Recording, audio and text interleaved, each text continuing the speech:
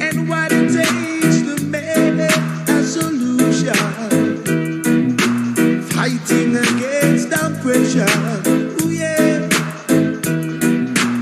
battering down depression.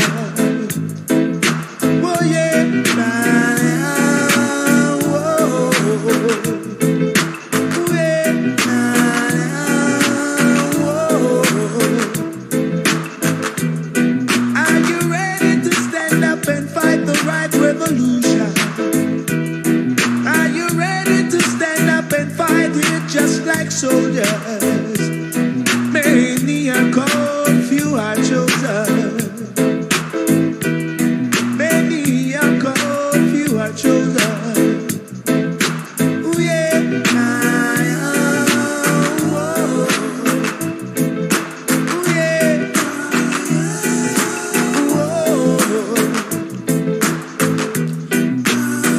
gotta fight the right fight in this time, yeah.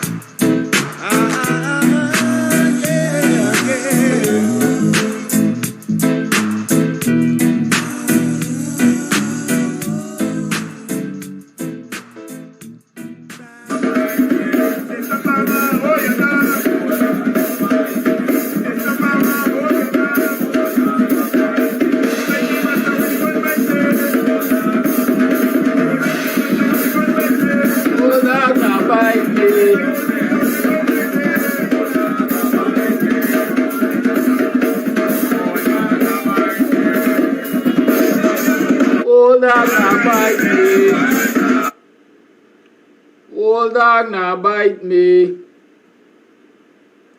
Sister Palmer, hold your dog. Old dog now bite me. He bite him master, but he won't bite me. Old dog now bite me. Sister Palmer, hold your dog. Old dog now bite me. Morning, neighbor, morning. Welcome to another program of BUXTONIAN Morning Time. I am your host, Kidaki Amsterdam, coming to you live from the studios of KAMSTV located in Buxton, and coming to you live on Facebook, that social media platform which has proven to be so useful to those of us who live in a country where democracy is a talk of the tongue, but action speaks louder than words. And so you come to realize that when they talk about democracy, they're talking about mockery. Them a mock we. Right? Them a mock away. And so, away, so far, we have chosen to sit back, relax, and enjoy the ride as they take us for a royal ride. All citizens, regardless of race, color, or creed, are holding the shortened end of the stick. Some of us like to call it the shitty end of the stick. But we are happy with that because we are good, homegrown Guyanese citizens, and we like to ensure that our society is one of peace and cohesiveness. We like to ensure that we don't come across as racists in our utterances, and we like to come across as very good law-abiding citizens who respect the rule of law and respect the tenets of a democratic society.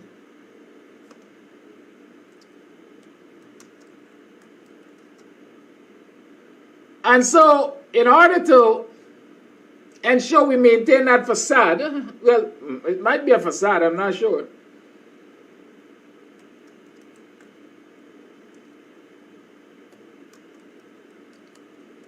Lots of us just suck it up.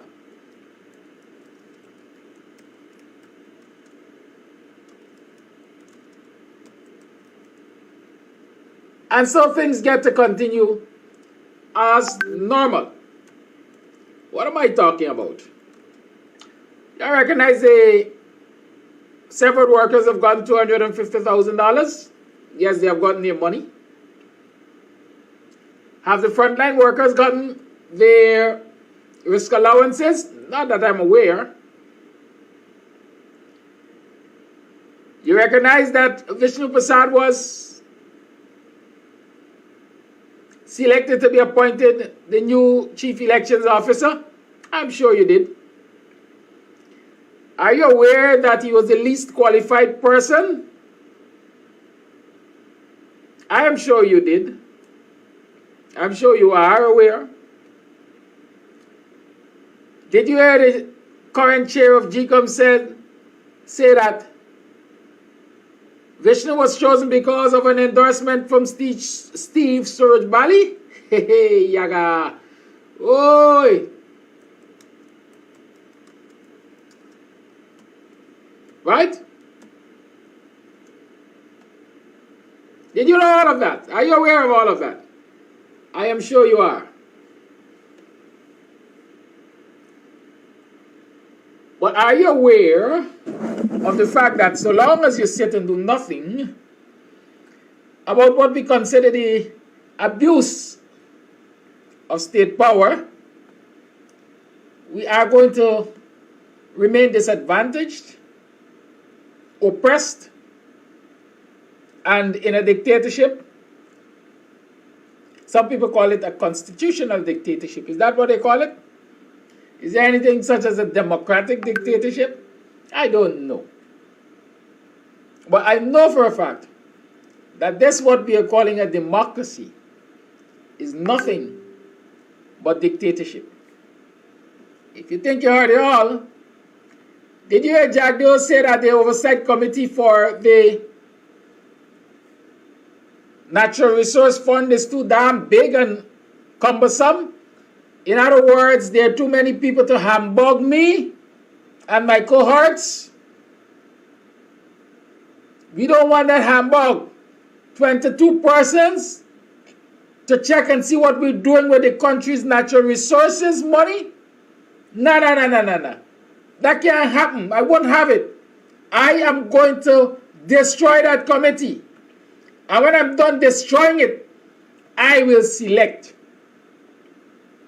by a show of hands who I want to have oversight over that money, or who I want to pretend to have oversight over that money. Y'all heard that? The question is, what have you decided to do about all of these things which are happening? I can tell you all straight up, don't wait on the opposition to give guidance. And when I say the opposition, I'm talking about what we might consider dangerous. Don't take me off my thought pattern this morning, because like you come for aggravate me this morning. I mean, let him try and change it. Huh? I'm going to come back to you, man, because I don't understand what you're talking about. Let him try and change it. I've heard this talk before. Let her try a thing now. As the song says, touch a button now. Touch a button. How many buttons of this install cabal touched? What y'all do about it? Kiss me teeth. Let me say, don't wait on the official opposition to give you guidance on how to deal with it, because the guidance certainly, for me, doesn't make any sense. That's my point. And when I talk about the official opposition, I'm talking about those political parties that are in parliament. Because they are in parliament, right?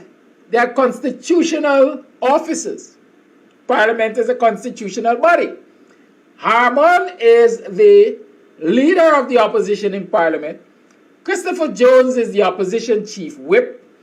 And you have a number of shadow ministers in the National Assembly, in parliament, long and short.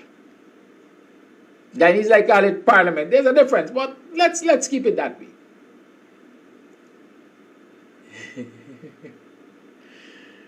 Right? Then we're going to get a boy, relax. So these are the official opposition elements. And so when I said don't rely on the opposition elements, the official opposition elements, and guidance as to how to deal with this thing, I am saying don't rely on the AFC and the PNC and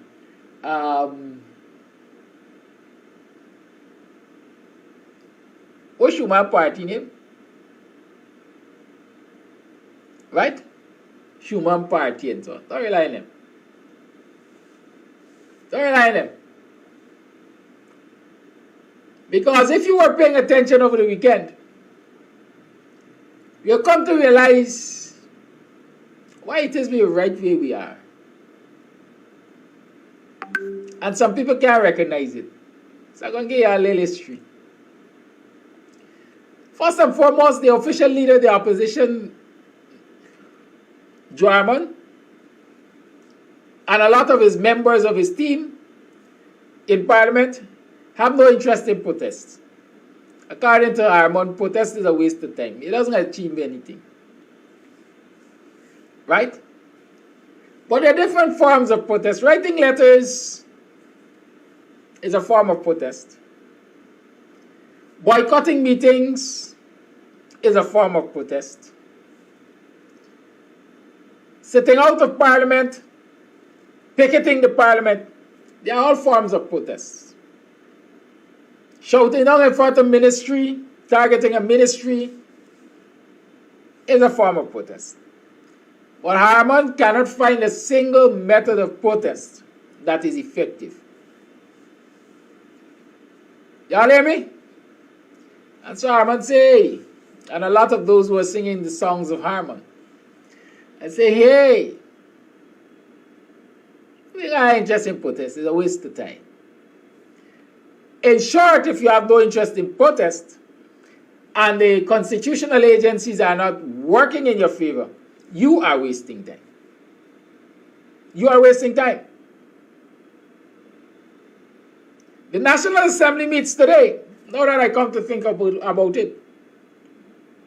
And I'm talking about this waste time. Right?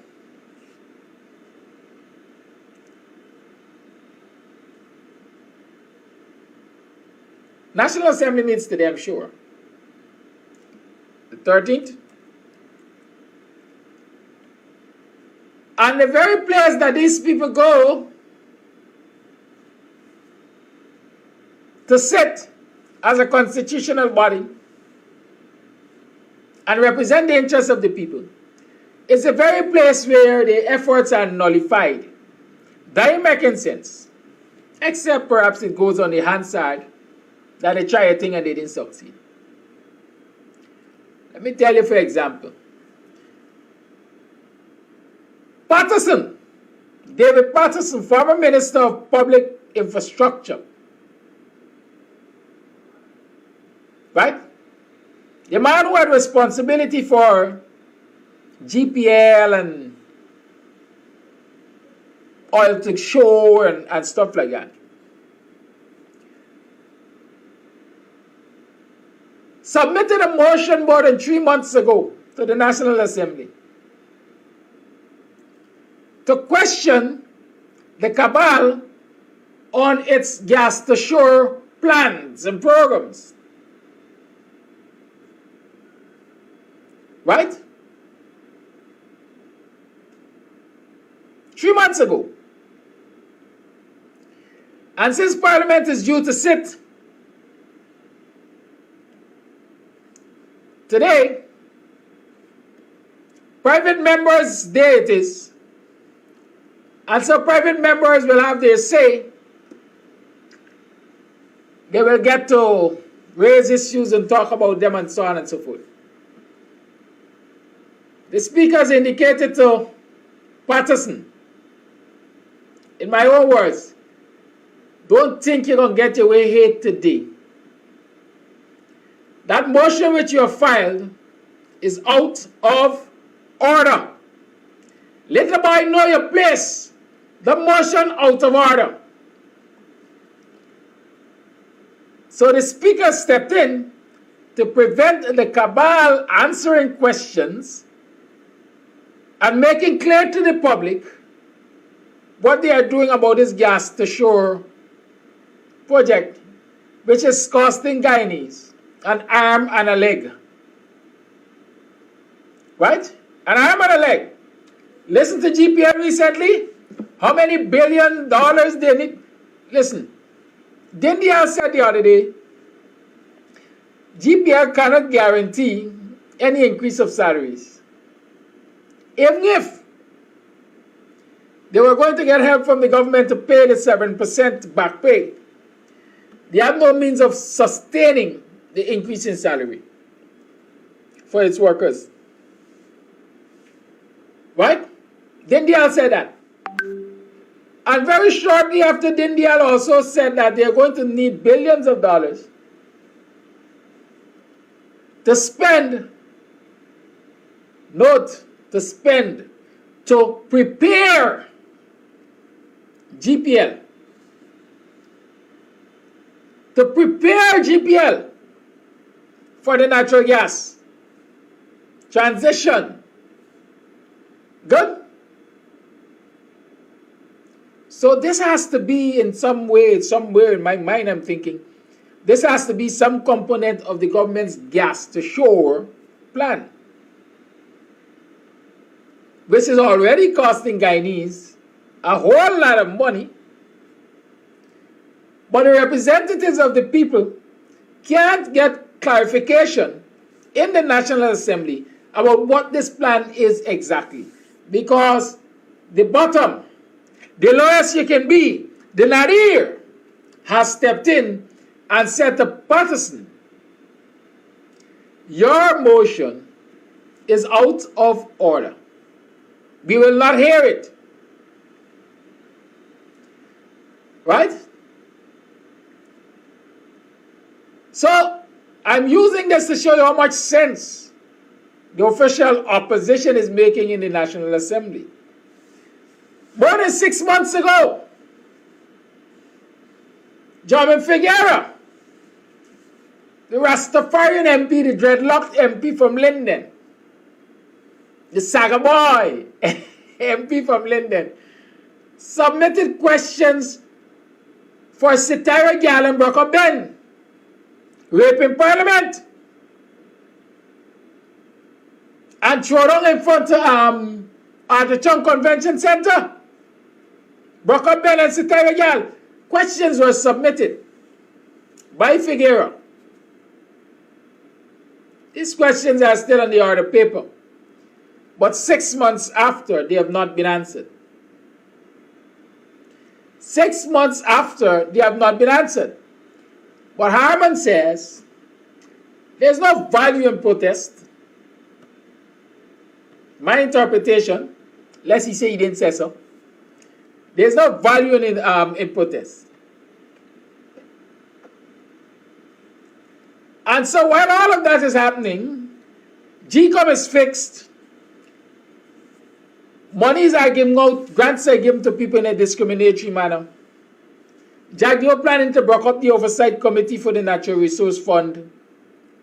Harman says there's no value in protest. And they will continue to go to Parliament. That's what they're doing. They continue to go to Parliament.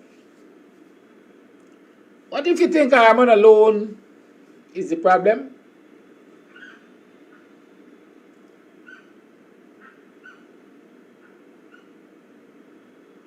Check the news. The AFC has welcomed the identification, and if he is not appointed yet, soon to be appointed, Vishnu Prasad as its new Chief Elections Officer. The AFC has said, we welcome the appointment of Vishnu Prasad, despite the fact that he's the least qualified. That's my clarification there. And we also think that more needs to be done to restore trust at GCOM. So sure, the AFC is saying, like the PPP, there has been a breach of trust at yes. Yes.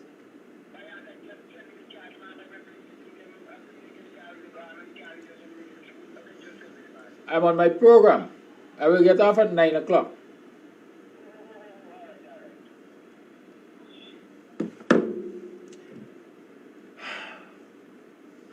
Yes. So the AFC agrees that there has been some amount of distrust, breach of trust at GCOM. But what they have also pointed out to me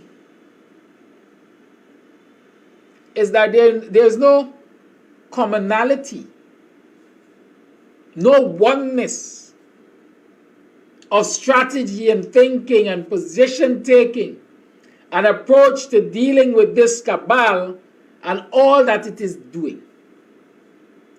As far as I'm concerned,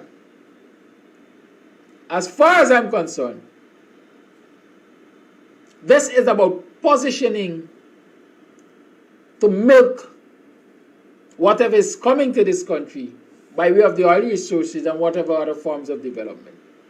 As far as I'm concerned, a lot of people talking about the next election, and people still talking about coalition. But as far as I'm concerned, I'm putting you on guard. Don't hold your breath to think that the AFC and the PNC will be in any coalition for the next election. Don't hold your breath. Because I'm starting to conclude that a band of people we call the AFC are ready. They've always been ready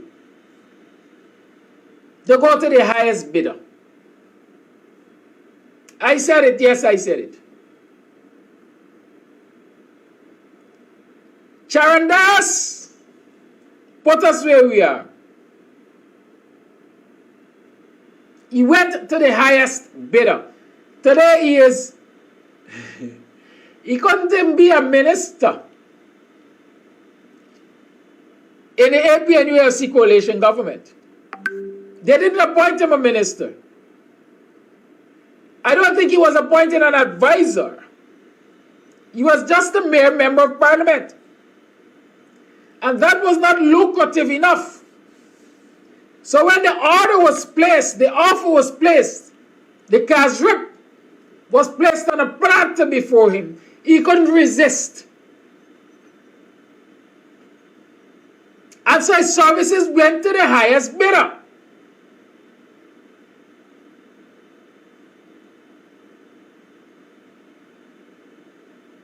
His services went to the highest bidder. Previously, I discussed with you information I received of the AFC concocting plans with the PPP to horse trade for chairmanship and vice chairmanship of certain regions, regional democratic councils.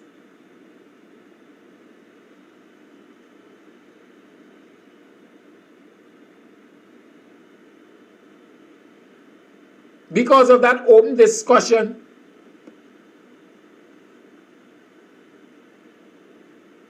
a lot of it was thwarted, I would want to believe. But there's still an ongoing battle in those very RDCs. Region 4 RDC, there's an ongoing battle. Recently, we saw 2 no-confidence motions submitted. One against the chairman, one against the vice chairman. Both APNU representatives, PNC representatives. One would believe that if these people are in a partnership, they will at least sit and discuss the approach to issues as important as. And you don't wait until it has happened and so you're caught off guard to make a comment. You discuss ahead of it happening, with a possibility of it happening. And so you have a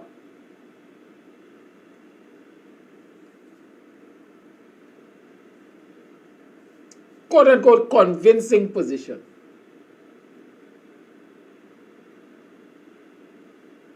The PNC barling at the appointment of Vishnu Prasad.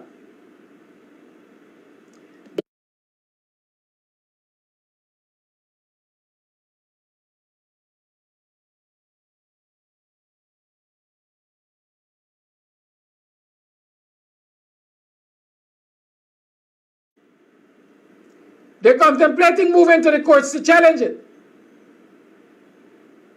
All 3 commissioners representing the opposition have agreed that they should consider going to court to challenge his appointment.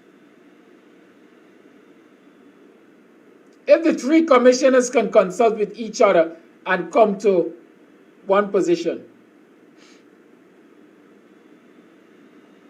what's wrong with the AFC and the PNC? Why they can't sit as they are in partnership and discuss this issue and decide how will we move forward should this happen or that happen?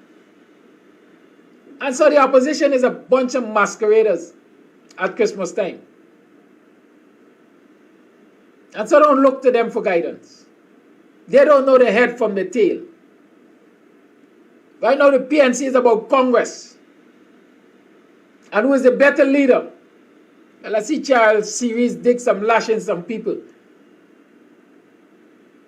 in making the case why they should not be leaders.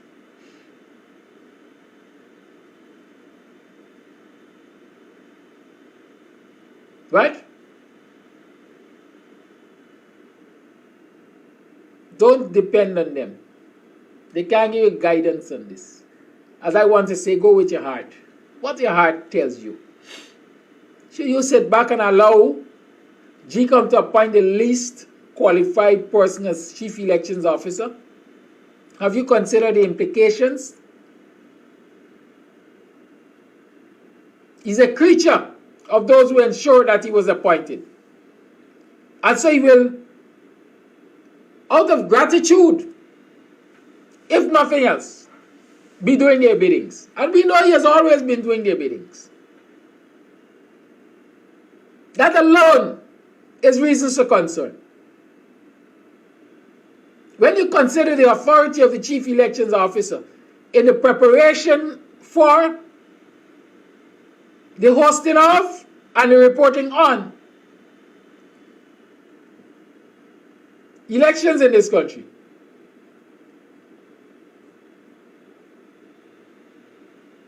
To accept this which took place in the last few days and say we welcome it is saying that you are part of the problem. You are part of the problem. You are encouraging citizens to accept wrongdoings.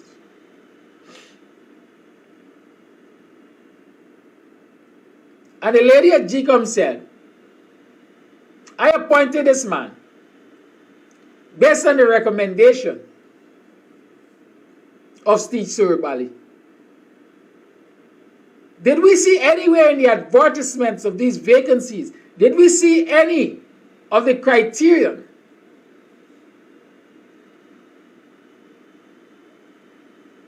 being a recommendation from a former chairman of the Elections Commission? So long as the price is right, listen, I do references. I do testimonials to people. I don't charge them, I do them free. But I know that there are many persons who will do a testimonial for a cost.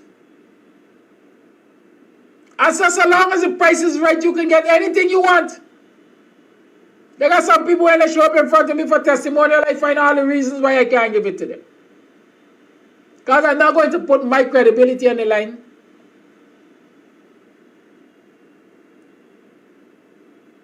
But I'm questioning the credibility of Steve Surabali.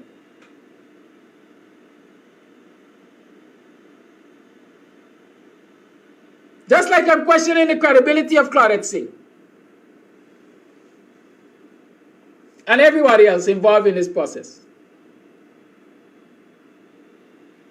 Well, we see that Conrad ain't got no credibility. His wife has said that.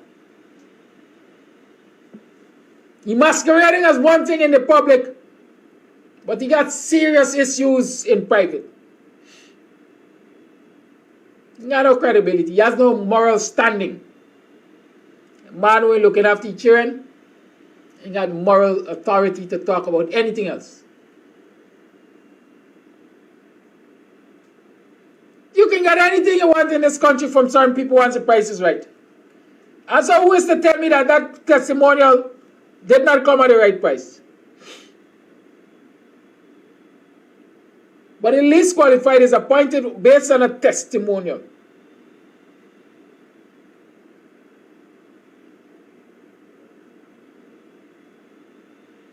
Based on a testimonial, according to Claudette. And people are good enough. People are accepting that. What's the role of citizens in all of this? What shall we do? We shall hold the shitty end of the stick at the end of the day. So what do we do about it? What do we do about it?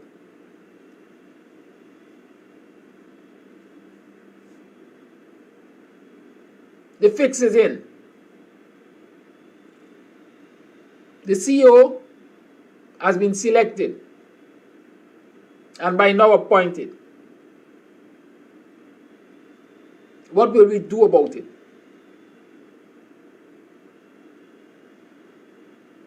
The gerrymandering is continuing.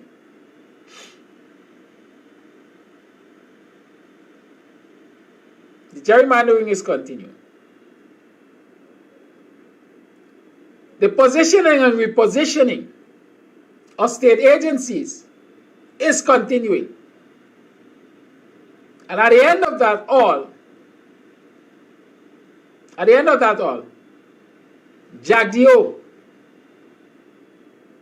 the PPP cabal, and the cohorts will go smiling into the sunshine with all of our patrimony. And we will be left holding the shitty end of the stick unless we are prepared to do something about it.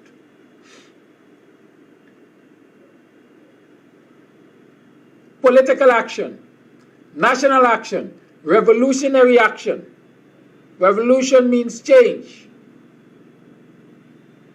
actions that will result in change in this society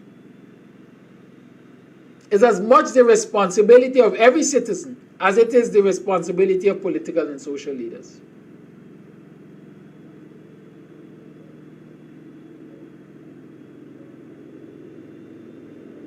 Right?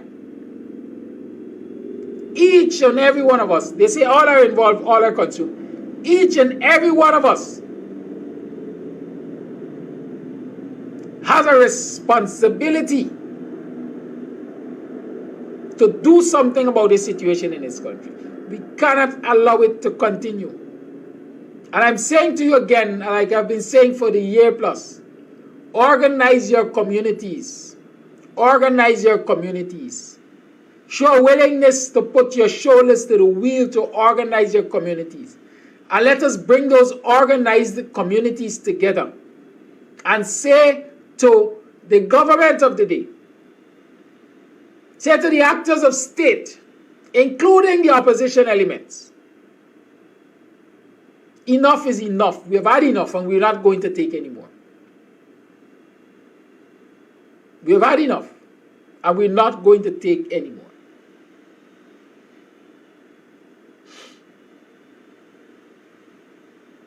But Marley said, give them an inch, take a yard. Give them a yard, they take a mile. Well, I think they've taken many, many miles right now.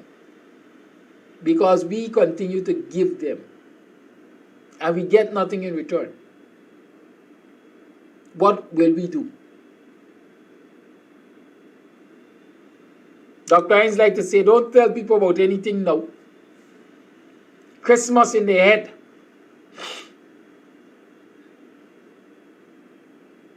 When the Glasgow asked what can we do, I just said what we can do.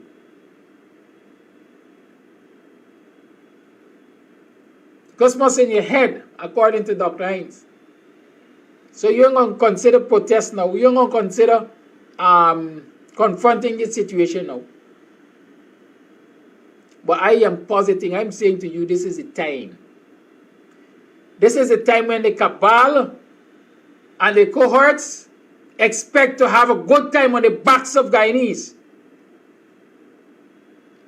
When the businessmen of Regent Street expect to gouge,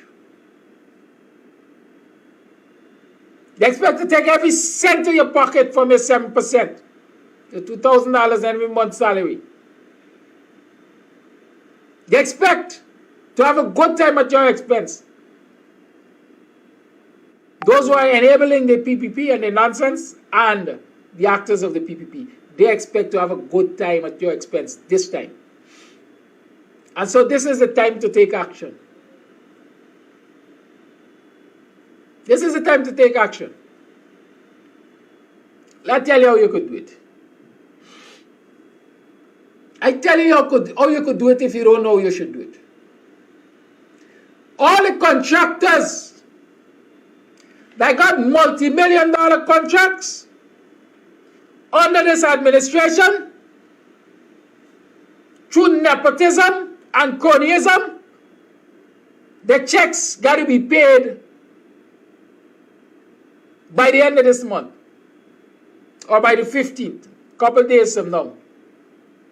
A lot of them are expecting payments, whether it's first payment or second payment, whatever payment. It is human to err. Make some mistakes on the payment voucher.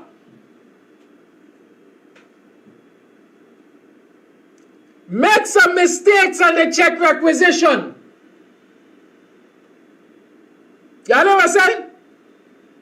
You make them mistakes and bundle the system. So when these mistakes are made, the payments can't come in time for them to have a good time. Long faces.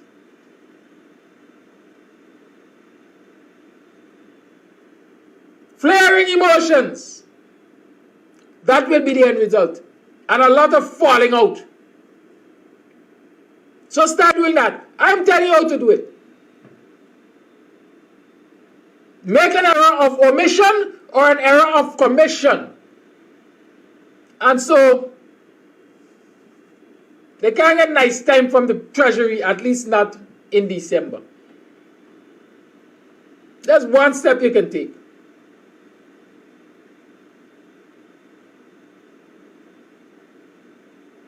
The other step you can take is keep your money in your pocket.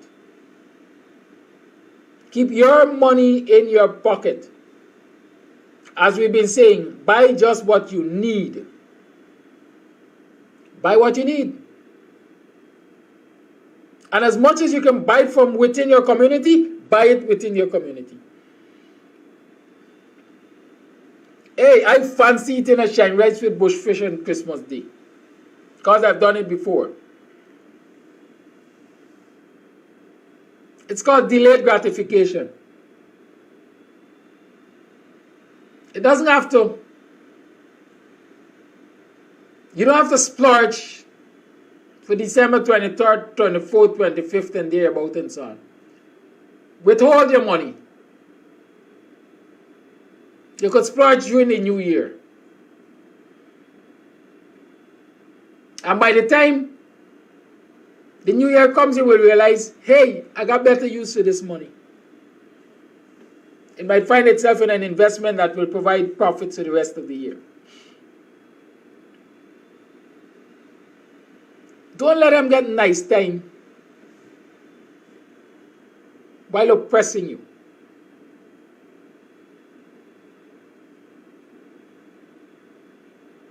Today is private members' business in front of the parliament. We believe they're wasting time. We should go there and tell them they're wasting time.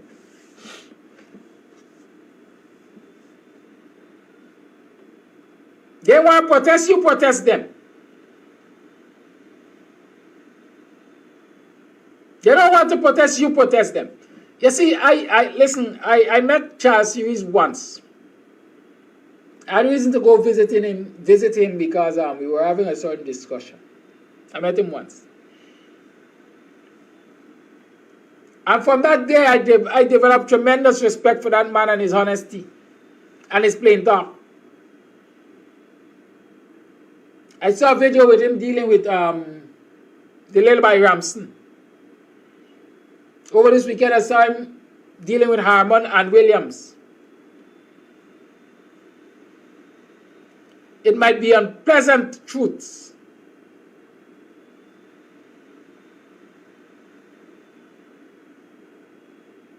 It might be unpleasant truth, but sometimes we have to face these unpleasantness if we're going to come out stronger.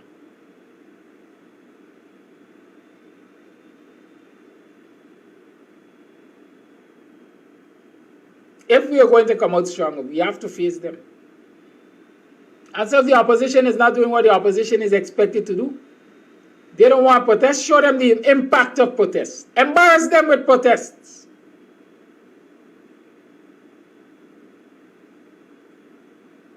The government is messing with you, you mess with the government.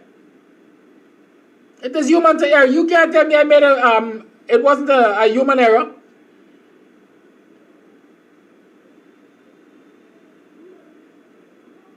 If something is written incorrectly on the check requisition or the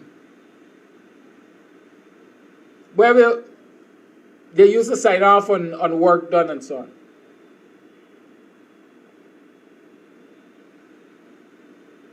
But even if you don't want to do that, you can do this because you have control of your pocketbook. Withhold your money.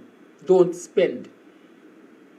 And so all of the containers of goods that are lined up to come off of the wharf, let them come off. You can't stop that. You might not be able to stop it.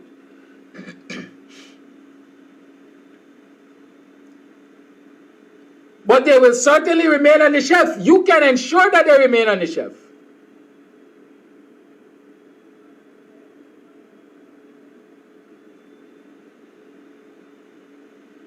Right?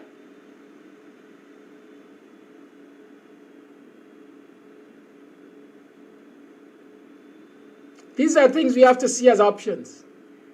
Like I said, protest has many forms. Not everybody wants to go there and bear the sun and shout at the top of their voice, but find other means and ways of adding to the impact of the protest. You know what I've seen being effective in other countries?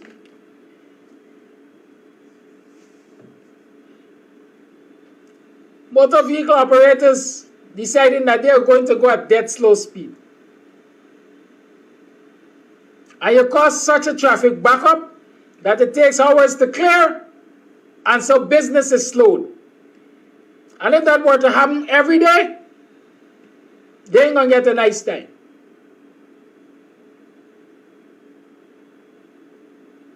Bring out your old vehicle and show it broke down.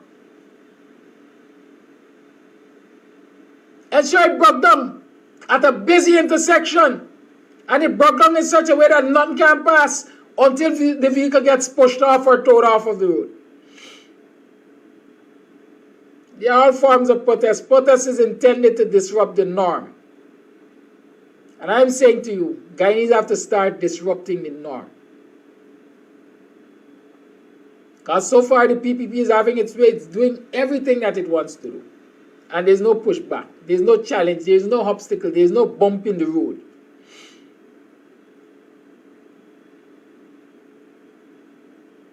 Lots of other things we can talk about. But I want to stop shortly. But let me tell you, I saw a video last night with James Bond balling. Balling. Got so heated that he had to turn to we local language. Cuss up. Said I got two Guyana. Because while he was able to go to certain places a few nights prior, and he stopped short of saying party into the morning with live band and so on. His event featuring live band last night was stopped at 10 o'clock by the task force. And so he came to realization, Eureka, I found it, Rip Van Winkle as a waiting.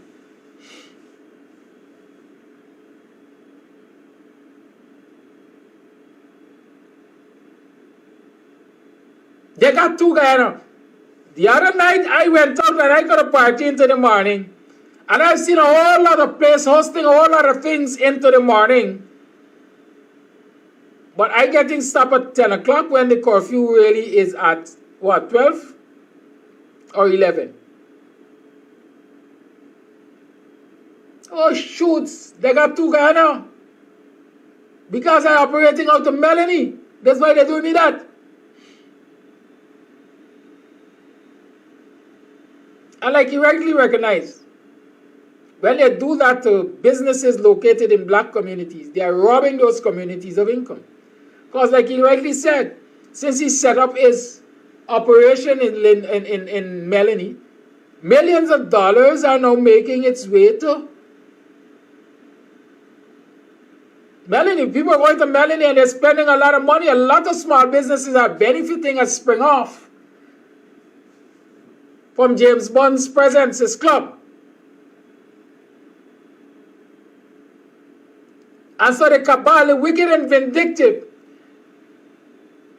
in their attempt to ensure that black people get nothing in the society, are putting a spoke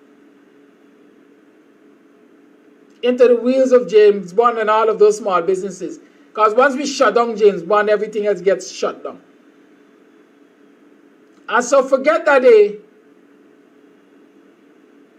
curfew starts at 11 or 12. Shut him down at 10. Forget that the other places went until 2 o'clock the night before. Shut him down at 10. Forget that on the same night that we're shutting him down at 10, there are other events within the earshot of where we are that will be allowed to go until wee hours of the morning.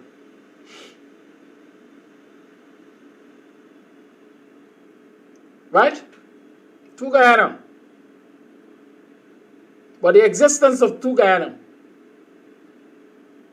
can only be a reality for as long as we have people who are allowing it to happen. And those people, you can find them in the opposition. They are allowing the existence of two Guyana because they don't see the value of protest. Right now it's Congress. Whenever Congress ends, on the 18th. Y'all come to Kidam's place, sideline down Buxton, and let's have a good after Congress party. I don't know what time they're going to shut it down, but yeah, come let we have some hanging time. Kidam's place after Congress line on the 18th. Right? I know they got 2 Guyana. So I expect that it might get shut down. I don't know when, I don't know how, I don't know by who. But the possibility is it might get shut down. That's my reality. Right? But you always put them to the test so that they will show their hands. Good? And so I'm welcoming you all on the 18th. Come let me line after Congress line. The lines are open 6225933. Is the number to call. Call and let's talk about the things. $250,000. The severed sugarcane workers, Gaisuko workers have gotten their own. We're still waiting for the $2,000 per month for the public servants. Frontline workers, we're still waiting for them to get theirs, risk allowance and so on. And let me tell you all something that a lot of people have not paid attention to. Here in the announcement of the 7%, they said they got how many millions or hundreds of millions or billions set aside for frontline workers. Don't believe that because you're a nurse, you're a frontline worker. And don't believe that because you are a fire service officer, you're a frontline worker. You really have to be a frontline worker. And who gets to determine who is a frontline worker? The very people who want to oppress you. So don't think all y'all getting anything. Some of y'all gonna get. Right? The rest of y'all gonna vex. And y'all gonna say, Mr. Amsterdam, the tell me though. Call your life, good morning.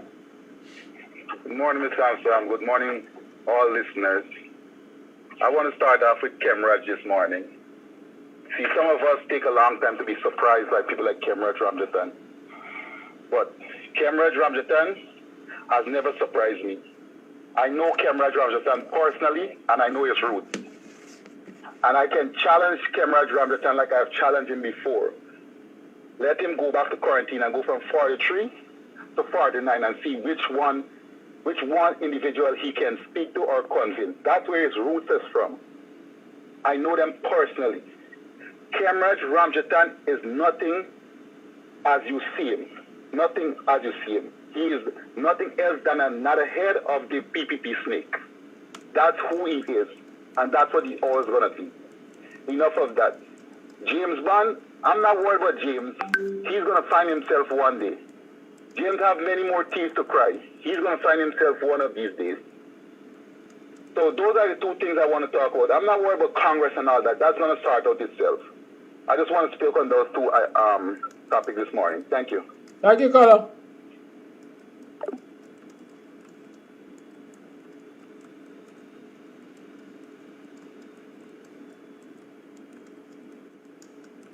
Lines remain open 6225933 is the number to call. Get you to talk the thing. What y'all fighting for talk this morning? Let me see. I don't see any. I know what you conniving.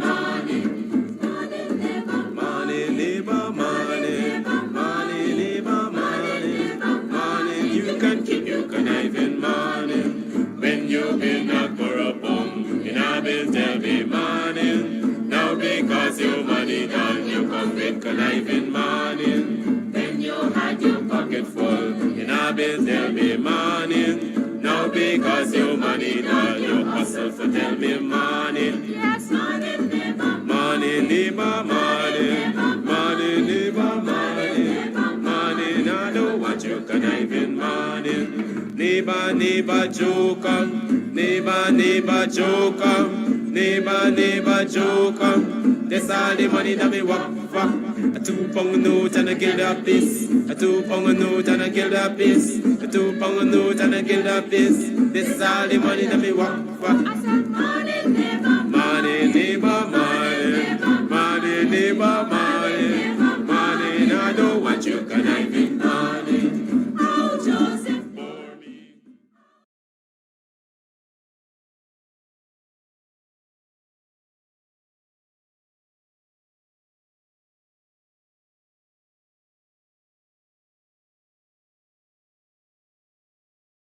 Never joke, never joke.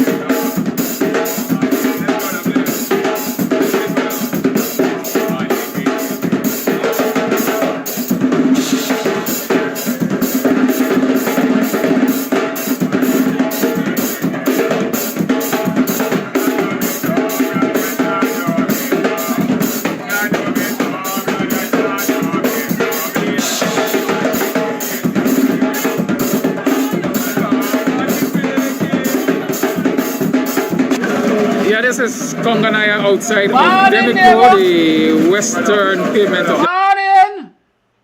You're welcome to another program of Buxtonian Morning Time. It's the 14th of December. It's the 14th already, right? Just now it's public servants payday. You start getting paid the public servants. How many of you start receiving your $2,000 on each month's salary? They're going to come up to about $24,000 a year. And then they're going to tax it, they're going to take out about 1/3. Some of you are going on with about $16,000 bonus this year. You start spending the $16,000. I average so. That's the Regent Street is quite full with people in here. Full with people and full with water. The city, the garden city. Anyways, don't let me add insult to injury by reminding you that you're only getting about $16,000 to go with. Assuming my math is right. Because in this country, everybody has do their own mathematics. They got their own different understanding of maths. Right? Some people get 7% bonus, and right away they say, hey, we get this $7,000 for me salary by... Some people get it wrong. Some people are working as nurses and doctors and so on, and they consider themselves frontline workers. But frontline workers is not determined by your profession. It is determined by where you work exactly, right?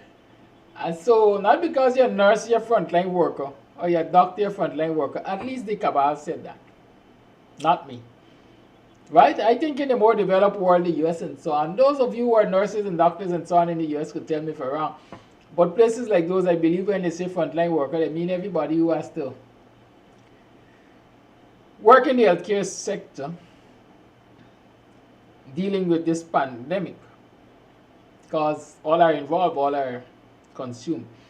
You cannot tell me that you're a frontline worker only if you are a triage nurse, let's say,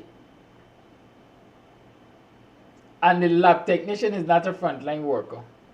Because if the lab technician doesn't work, you don't know what the patient is afflicted with, I assume, if you have to do blood tests and so on. And you can't tell me I'm not a frontline worker because I'm only the driver of the ambulance, right? Or I'm only the porter, the attendant. And if I'm the cleaner, the janitor, y'all like disrespect janitors and so on. Y'all treat them for nothing. And so, if I'm the janitor, despite the fact that I have to keep that untidy floor, that floor which is always germ infested, in some state of sanitization, y'all can still tell me I'm not a frontline worker. But it's how the life go in Guyana. Perhaps only in Guyana. But you know, there's no union that will be able to represent you because the unions themselves want representation.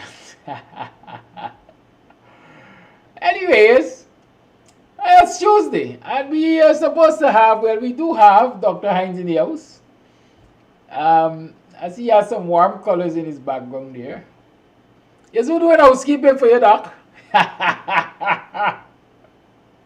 Well, it's my office, so I do my own office keeping. Okay, you know, sir. I change around, and you know, when you're old as I am, you learn to do things for yourselves. I want to believe you're peeping your teeth and pages out of my book. But it's all right. Never mind. I understand you are on these shores. Well, I am in the world. I hear you're coming home to be the chief scrutineer for Congress next weekend. I'm not a member of the People's National Congress, and you know, I don't purport to be. I've never been, so I can't play that role. They said they wanted an independent arbiter. So words on the street is that David Hinds is the best person, and we have actually recommended that he be the chief scrutineer. Brother Vincent Alexander is the best person for that. He's a former member of the party.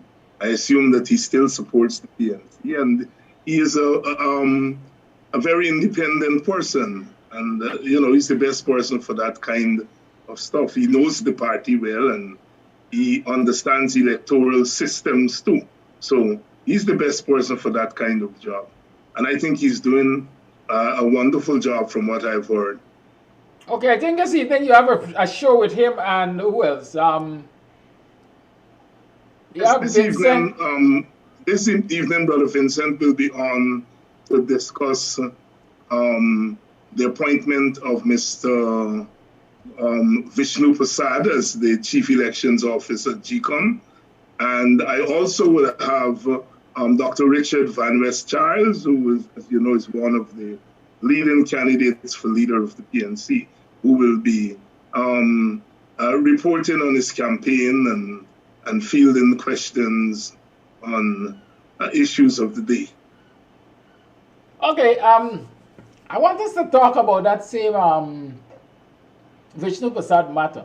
But before I go there, I don't know if you have noticed the leader of the opposition yesterday had a press conference, and he spoke about the cabal hijacking private members' day yesterday. Have you recognized that, the hijack? And also, I don't pay attention to the working, what goes on in Parliament. I read reports, but I don't watch Parliament live. I stopped doing that last year when Parliament descended into the vulgarity, and I have better things to do with my time than to watch that. But I do pay attention to the reports that come out of the National Assembly. Okay, because among the things which I learned from yesterday's sittings, former Minister Patterson had filed a motion some 3 months ago requesting that the PPP lay in Parliament, as I would say, plans for the oil and gas, gas to shore project. Until the 11th hour, as we like to say, the Speaker deemed the motion out of order. And so the opposition members could not have had the opportunity of getting clarity for the nation as to what this oil to gas to shore project is. I think there are some other issues. There were several questions on the order paper for the last 6 months aimed at Ben and Manik Chan, that's education and public security. And those questions too, I don't think have been answered. And so the leader of the opposition held a press conference yesterday to bemoan the hijacking of the private members' day, because the PPP, in short, had their own way. And the private members' business did not take precedent as it was expected. But let's talk about Vishnu Prasad. We know the process. We know what was advertised in terms of hiring for the new CEO. And long and short, we went through the different phases. And last weekend, we learned that Vishnu Prasad, the least qualified among the shortlisted, was selected for appointment as Chief Elections Officer. What were your immediate reactions, and what are your thoughts on the entire issue current? Well, I think those of us who disagree with the appointment of Vishnu Prasad, because you have to understand that the supporters of the PPP and maybe others don't have a problem with Mr. Vishnu Prasad. Well, the AFC said they don't, sorry. Huh? The AFC said they don't. They welcome the appointment. Right. So there are some people who have no problem with the appointment. Those of us, certainly from my standpoint, my problem with the appointment has to do with the process by which the appointment was made. And, we have to go back to the proposal for the process to be handled by an independent panel. This was voted down by the PPP and supported by the chair. a proposal was then made for a hybrid panel that is made up of the commissioners and some independent people. That was voted down. So for all intents and purposes, the commission, the majority of the commission, frustrated any effort to make the process as independent and as transparent as possible. And so therefore, I join with Brother Vincent Alexander in arguing that if the process is flawed, then it logically follows that the outcome of that process has to be flawed.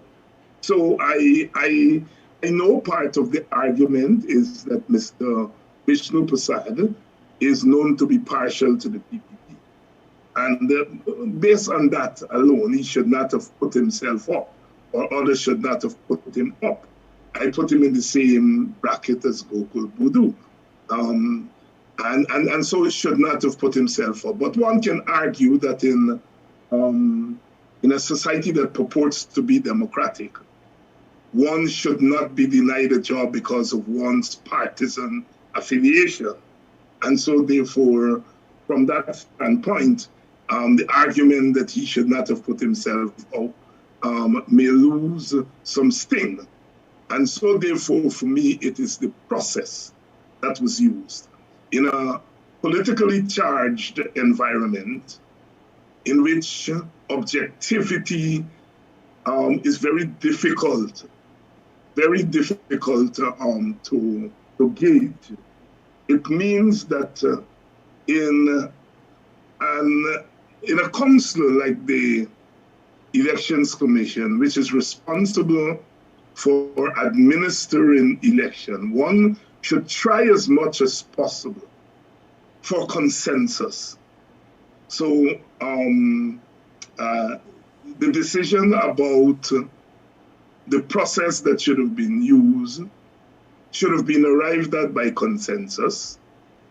And that would have meant that the commission should have tried as much as possible to be transparent and to be as non-partisan as one could be in the circumstances. I do not feel that the commission tried as hard as it could to have a consensus around the process.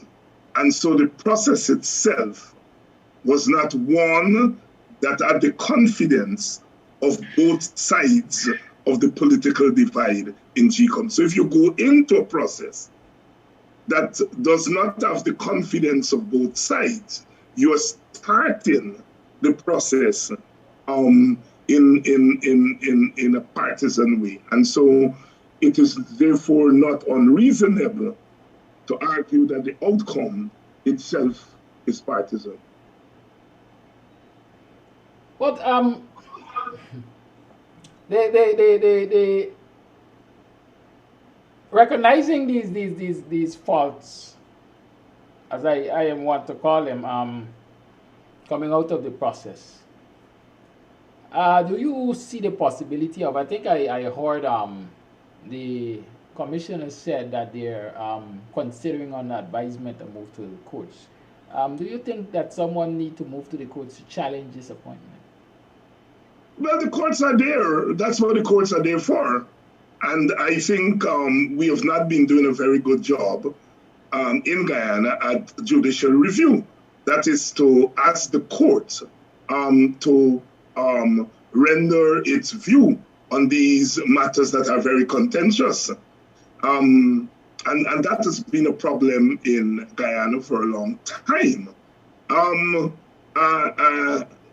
The thing is that during the 5 months impasse last year in the election, where both parties moved to the courts, some scholars have said that it was a judicialization of the political process. And it's a very interesting term that suggests that the political actors moved to the courts to settle matters that should have been settled within GCOM and within the executive branch. Look, that is precisely what the courts are there for. That when arms of the government or branches of the government are not able to solve matters, are not able to come to consensus, then the court has to step in. And I don't see that as a bad thing. I don't see that as a bad thing. But people seem to want to use the courts for their own partisan positions. That is, when a matter, when an outcome suits you, no problem. When your opponent goes to the court to challenge that outcome, you're saying that they're abusing the court. You're wrong, no. So, you know, we have to work these things through in Guyana, and it will take time. What Guyana shows is that if the body politic, that is the very society itself, does not work based on consensus, that is, if race relations are bad, if race relations are based on discrimination and whether that discrimination is perception or reality. If you have a society that is so divided, it is a drag on the institutions of the society. So I hear people talk about democratic institutions. You can't have democratic institutions when the society itself does not have a common understanding of what is democracy. What the PPP and its supporters are calling a democracy is not what the PNC and its supporters are calling a democracy. We don't agree in Guyana on what is a democracy. And by outcome, we are not going to agree on what are democratic elections. And so if you don't agree on democracy, then you're not going to agree on the outcomes from the so-called democratic institutions in this society. If you run a poll in our society now, you will find that African Guyanese and opposition supporters who are not African Guyanese will have less confidence in the courts than people who are PPP supporters. But if the political tables turn next year, you will find the opposite. PPP supporters will then lose confidence in the courts. And African Guyanese would, confidence in the court would increase. So the institutions in the society suffer as a result of the political and ethnic divisions in the society. And so therefore, when you hear people talking about democracy and democracy, then you wonder, what are they talking about? What are they talking about? Democracy itself has to arise from the nature of the society. You can't impose a democratic model from somewhere else in a society.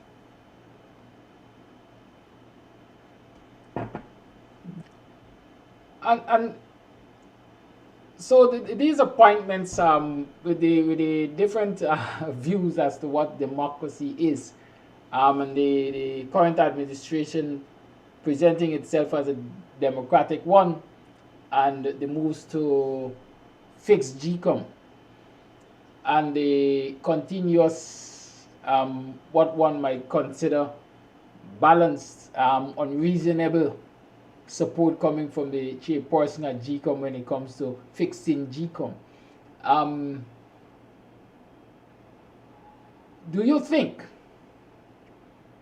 that the time has come for us to perhaps agitate, dictate, recommend a change in the old formula at the commission?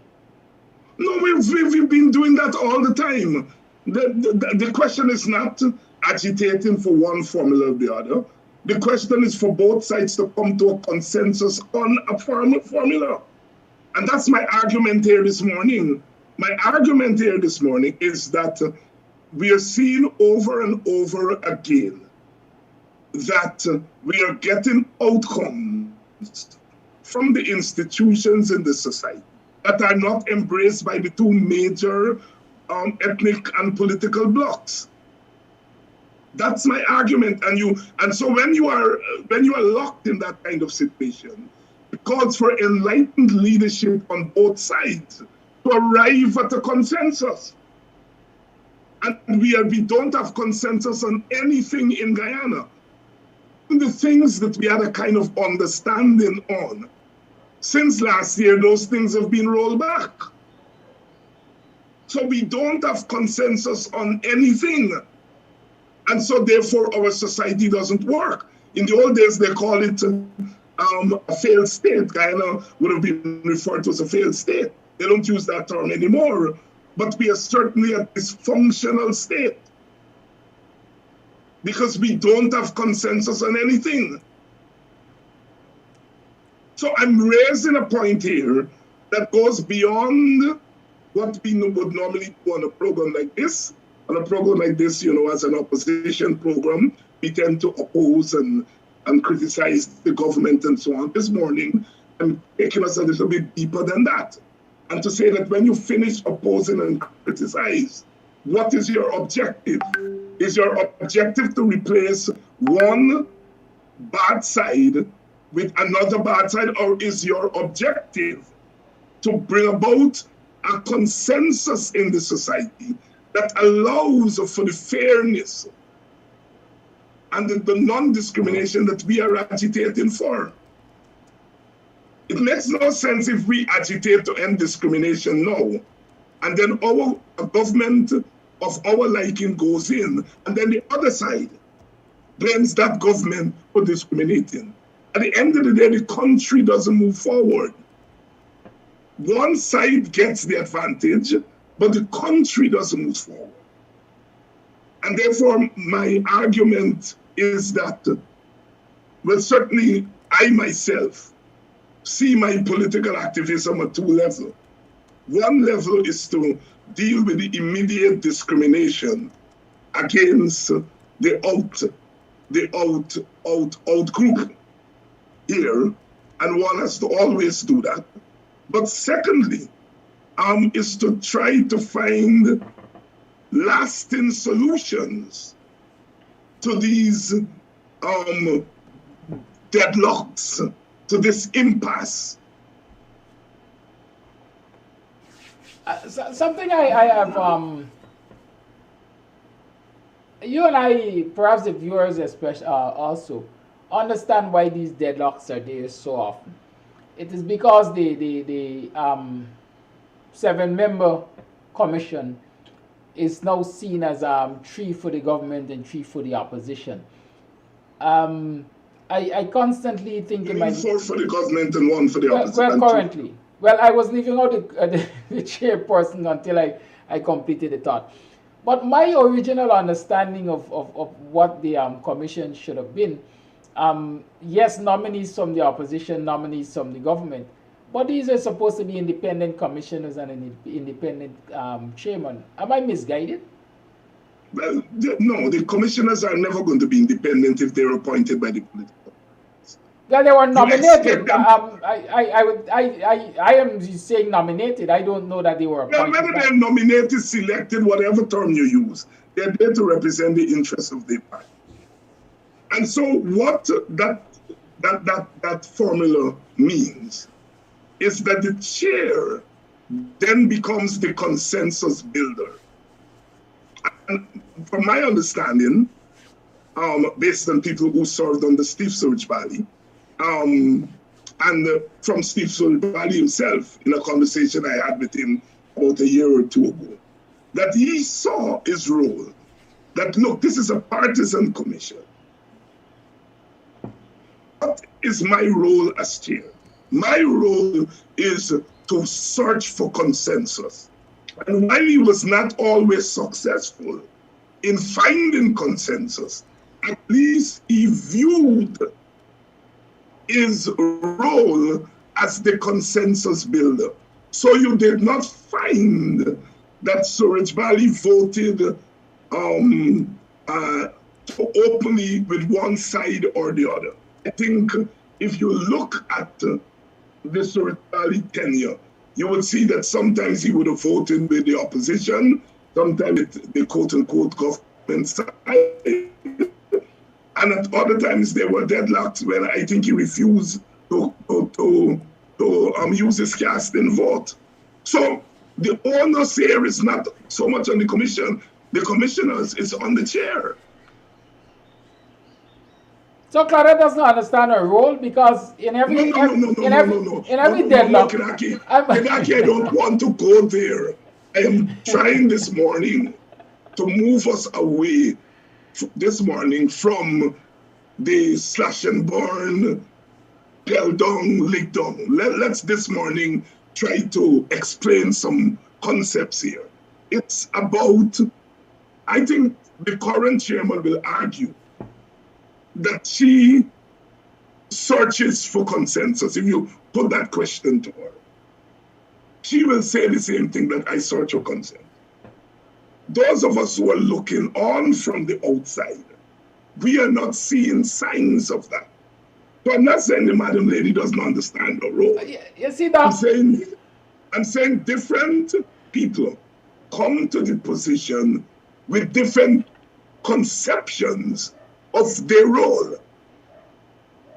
You did not allow me to finish my statement. That's why we are right now. I was asking if she doesn't understand her role because every time there's a deadlock, she votes. As against like you give the example of Steve Suraj Bali, there's sometimes when he refuses to vote. And so he forces the commissioners to basically negotiate and renegotiate until they get to some degree of consensus. I may not be entirely, yes, but I think it's a difference in style. I think it's a difference in style. And some people may argue there is a thin line between style and substance. It's a difference in approach. The commission, the chairman of the commission said, as we were talking about Steve Suraj Bali, a testimonial that he submitted on behalf of Vishnu Prasad played a major role in our voting on the side of Vishnu Prasad. What is your reaction to such a declaration? No, we have to take her at her word when she says that. And look, when people apply for a position, you usually have people who write letters in their support. It happens in all areas of human endeavor, whether it's in education or the public service. You know, you apply for a job and you ask people to support your application. And decisions are usually made, tough decisions. You tend to go back. In my line of work, for example, someone applies for a teaching position. They have persons who send in references. We take those references very seriously. We take those references. We look at who is making the recommendation, and we look at the basis on which that person is making the recommendation. And so we take it seriously. So some people are dismissing the fact that she said she relied on a recommendation or a testimonial. Nothing is wrong with that. That happens all the time. My question, however, is that this position is not a position for a professor or somebody taking up a CEO job in a ministry or something. This is a position to conduct an election, elections in a very divided society. And the outcome of those elections could determine a lot in the society. And so therefore, if I were in Madam Chair's position, I would not rely only on recommendation. I will not be swayed by recommendation. I would probably do that if I was sitting on a search committee for someone applying for a professor job or a headmistress job or a permanent secretary. I probably would rely, but not on a sensitive political issue. I would not rely on testimonial. Much more, somebody who was in the system, as Mr. Suripali was. So I would not, yes, I would look at the testimonial, but we live in a small society. We live in a small society, and so therefore, we know who Mr.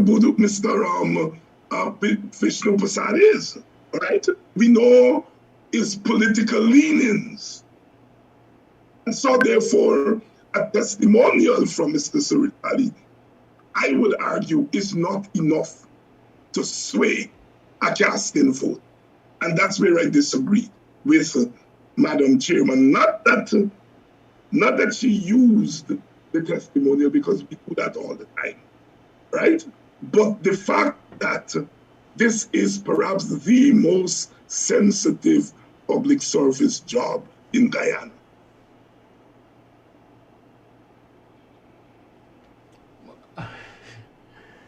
Moving on. I'm tempted to ask, what's the fix?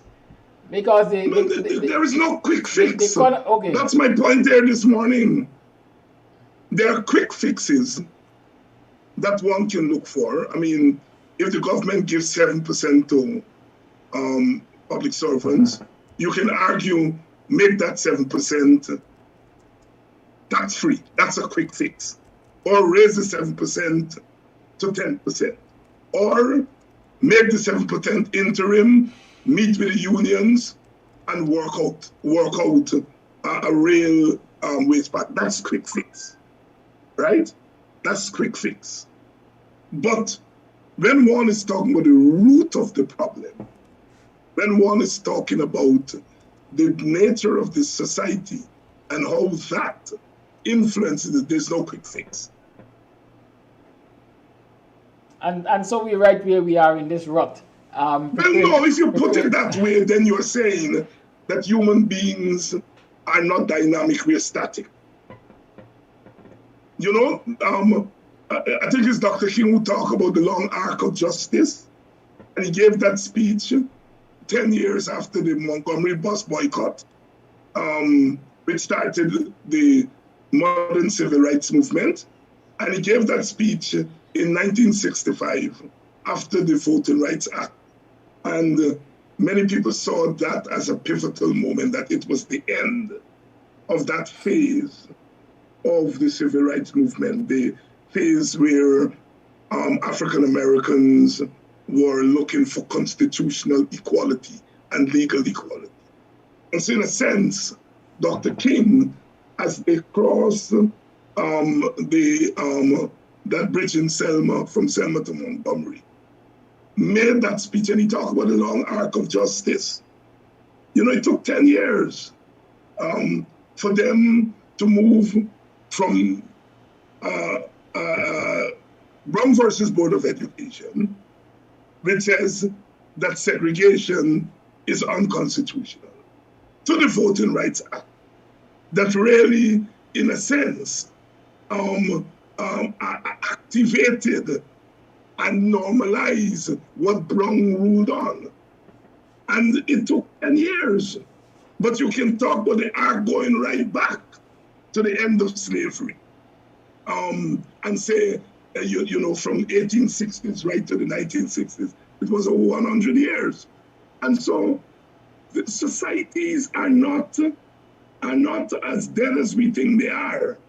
Things are always being done. A lot of people thought that was Rosa Parks' first sitting down and refusing to get up. No, it was not. The news didn't pick it up. A movement didn't come from when she did it before. But on that day, it happened that there were some preachers there, and then there was a young preacher, 26 years old, who was there, and it happened that people had become so tired of being tired that they were prepared to walk for 11 months rather than ride buses. And all of that came together. You would say all of it happened in that moment. No, all of it converged at that moment. And so, you know, while we may not be able to answer questions immediately or to say something, there will be an immediate solution. We should not then take the defeat that, well, no, society moves on, time moves on. You know, I think Frederick Engels said the one thing that we are certain of, and that is today will become tomorrow. You know, time moves on. And as time moves on, people evolve and societies evolve and movements evolve. So in the twinkling of an eye, 6 months from now, everything may fall in place and we may get fundamental change. You just can't predict it. But you also cannot adopt or should not adopt the defeated fact that if you don't get something fixed today, all is lost. Point taken. Let's talk about a recent pronouncement I read in the press. The Natural Resource Fund Act provides for an oversight committee of 20-something persons, I think 22. Jagdeo has recently announced that he is basically going to be moving to Parliament to disband or remove that requirement and handpick those who will perform oversight of the Natural Resources Fund. Where do you see that going, and what's your reaction to such a brazen announcement? Well, first of all, if you're asking me what is the objective, what is the political objective behind that? Politicians, governments, political parties, when they do think there is an objective. And I would argue the political objective of Mr. Jagdeo is, in this instance, is consistent with the larger PPP's political objective of controlling all the levers of government, all the levers of power, all the levers of authority. This is just another move in that direction. So that's the first thing I would like to say. The second thing I would like to say is that the National Resource Fund itself was controversial, the way in which it was set up. There is a view, I think it's the Argentinian model they call it, which argues that, look, you have to make it very difficult for politicians to put their hands on these monies, to use them willy-nilly and to engage in corruption. And one of the ways you do that is to set up this National Resource Fund, which makes it very difficult for them. So you put all these layers of checks on politicians getting in. Now, there is an argument that there are too many layers on our National Resource Fund, which makes it very difficult to access the monies in times of emergencies, etc., etc.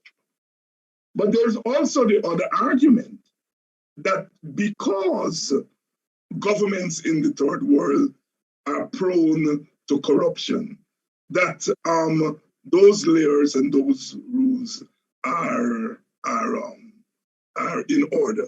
And so in a sense, there's a dilemma as far as the National Resource Fund is concerned. If you are not PPP, you're likely to say, make it very difficult to get their hands on the money, because the PPP has this long track record of using national resources to funnel them to their political opponents. It is not that the other side doesn't. The other side does the same thing, but the PPP has a more pronounced track record And so one would tend to argue, leave it as it is. The 22-member panel was precisely that, to make it very difficult, to make it more difficult, but to present more accountability, more scope for accountability as far as drawing those monies are concerned. All right? Jagdeo used the argument that there is too much bureaucracy, too many layers, to say no, government needs to have access to the money easily. Now, if objectively, some people will say, well, yes, Jagdeo is right, objectively. However, when one takes into consideration Jagdeo's political record and his political objective as to how he sees the economy, that is, Jagdeo sees the economy not as a route to fairness, not as a route to just allocation of resources, but he sees economics as a means of empowering constituencies that are supportive of the government. The PPP, as part of their objective, they do not mind repaying in overt ways sectors that were supportive of them coming to power. Now, the other side did it too, but not in such a brazen way. Now, given all that long argument to say that removing some of the obstacles to drawing down on that money in itself may not be a bad thing. In the circumstances of a PPP government, that becomes not such a good thing. And so therefore, it is, the thing in itself may not be bad. The approach in itself may not be bad. But the political actors who are using that approach then makes it bad. And so in this case, I would have to argue, although I come down on the side of those who believe that there should not be such stringent, so many locks, so many padlocks on the National Resource Fund. I think it's too many. But even though I think so objectively, given the nature of the present regime, I cannot support the removal of the 22 members. Because what that does for this PPP is removing checks and balances. And that, given the nature of the PPP, becomes very dangerous.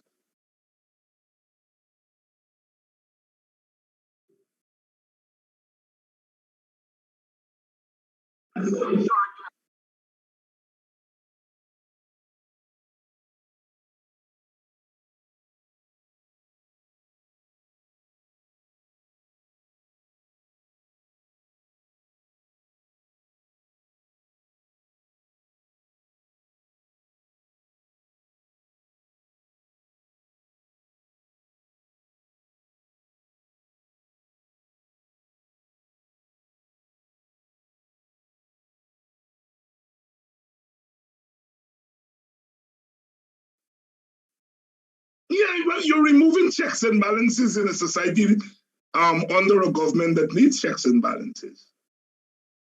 That's what you're doing. You're removing something that would have made the PPP more accountable in drawing down this money. And so, therefore, you're opening up the National Resource Fund to be plundered by the government without any consensus. Now, here is what I would have argued. I would have argued that, look, make it difficult for any government to remove these guardrails against corruption by saying that let a 3/5 or a 2/3 vote in Parliament require removal of that by a 2/3 vote or 3/5 vote in Parliament.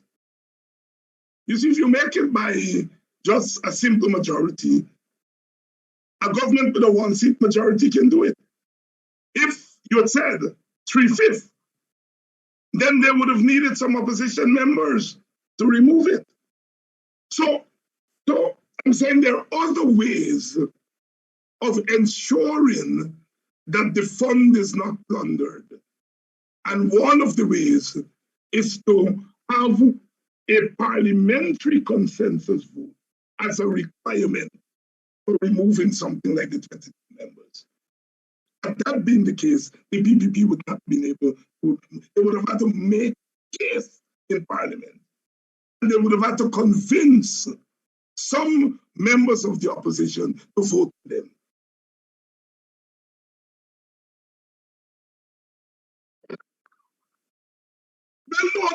No, and I don't say there's no need for that. This morning I'm in a different mood, Mr. Amsterdam. I'm trying to, yeah.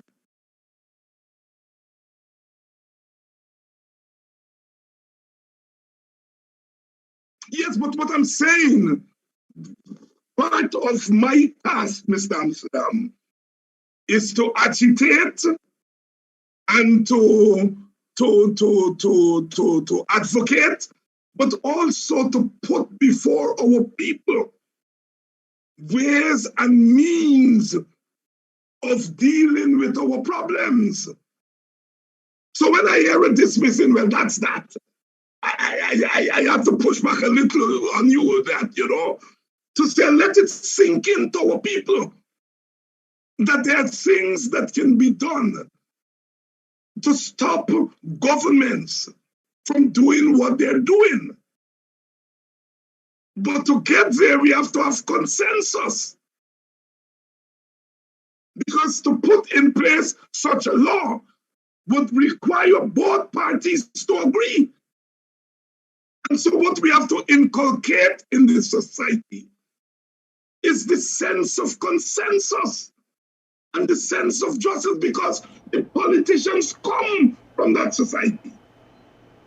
The politicians come from the people who are listening to us here this morning. And sometimes we have to let these things sink in rather than just move off from them.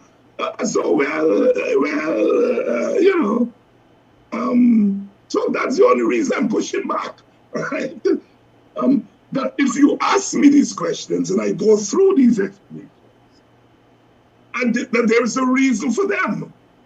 And the reason for these explanations is to say to our people that these problems are not insurmountable. And so it's part public education. So there are mornings in which we will agitate. There are mornings in which we will agitate. But some mornings we have to reflect. And perhaps I'm in a reflective mood this morning. We're in the season of Christmas. And it's a season of reflection. Perhaps I'm in that mode. So all I'm saying to you is not so fast, Kidaki. Slow it down a little bit. Slow down the tempo, selector. Very well. You see, but the youth and speed might be responsible for my. Your youth in comparison with me. Your youth in comparison with me. Because you're. Go ahead. And as we're talking about, we're reflecting as you're in a reflective mood. One of my fear, and I know the fear of a lot of folks in this society, is that as soon as the PPP is able to remove that 20-something persons oversight, or that broad oversight, and they can unpick the people that they want to masquerade as oversighters, they're just going to abuse the funds and use it the way they've been using the National Treasury recently to reward their supporters, to give out Yes. grants in a disproportionate way. How and basically widen the income gap and leave black people at the bottom of the social ladder. How do we countenance that? Yeah, but sometimes, Kedaki, one has to go a step or two backwards in order to make 4 or 5 steps forward. We have to sometimes see life in that way, and we have to sometimes see politics in that way. The society is moving, the process is dynamic. Do not underestimate the fact that persons who wrap themselves in the PPP flag on this notion of a democracy that, in my mind, didn't exist. But there were people who did that. Do not underestimate the fact that those people, one by one, Congo people say one by one, are coming out and saying, no PPP. This is not what we help you to get into. Do not underestimate it. We are not going to see the value of a Christopher Ram coming out or a Glenlal at News. We're not going to see the value of it today. But that is a process that is dynamic. It means that it means that the pool of resources that are arrayed against what the government is broadening. I know one of our Sister Rhonda, she comes down very hard on those who supported the PPP, and today they're coming out, and I understand that. But there is a value to it, right? This situation is dynamic. Do not underestimate the impact of what you are doing, what we are doing. I woke up this morning with a letter that is written to the president of a university and to the governor of Arizona complaining that Professor Hinds is calling racist and terrorist brother. They can't say Professor Hinds is a terrorist. So they wrote a letter to my university president saying that Rickford Burke is a terrorist, Mark Bishop is a terrorist, and David Hinds is embracing these people. Professor Hinds, your professor, is embracing these people, defending these people. You right? No, I didn't want to introduce that into the conversation this morning, but I'm saying that is a reflection that what David Hinds is doing, what you are doing, what Sherrod is doing, and the others are doing. The name Sherrod is the third person. So it's Bishop, Sherrod, and thing. David Hinds, Professor Hinds says he loves all races, but he loves his race the most. So he's not objective, Mr. President of the university. He should not be teaching your children. That kind of nonsense, right? But I'm saying that is happening. It's the reflection of the depth and profundity of what we are doing in altering, in making it difficult for the government to do what you just said, well, they will do. Yes, they will do it, but you are making it difficult. So 6 months from now, they would not be able to do it with the ease at which they're doing it today. Because there are more voices and more forces arrayed against them. You know, so sometimes we have to, like I said, take a blow today, 1 step backward, 2 steps backward, in order to go 5 steps forward. Right? Things are happening. And I want to say to our people, this blasé, as Professor Nettleford used to say, this blasé sophistication that nothing is changing is precisely that. It is more difficult for the PPP to do certain things today than they were doing a year ago. And I submit it to be more difficult 6 months from now. You know, I like the details. What's the source of that letter or those letters? It's a fellow named It's a fellow named Gokul. I'm going to release it to the public because he's stupid enough copying it to me. It's let me get it here. It's a fellow. His name is Roy Gokul. Roy Gokul. You know, dear President Crow, please forgive our intrusion of your office and your time. We have included the office of ASU General Counsel and the Board of Trustees in this mailing list as well. We also we write to apprise you about a matter of significant importance. We similarly wrote to and sought a meeting with Governor Doug Ducey of Arizona about the same matter. It has to do with David Hinds, an associate professor of your university, allegedly preaching racism, inciting riots, undermining a democratic elected government, and embracing terrorism. He proudly says he teaches about race at Arizona State University.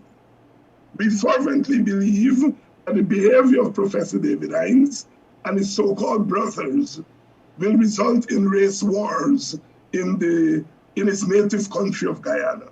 Many believe that because of the behavior of Professor Hinds, who calls himself and his brothers the opposition in Guyana, it is only a matter of time before these violent race wars become a reality.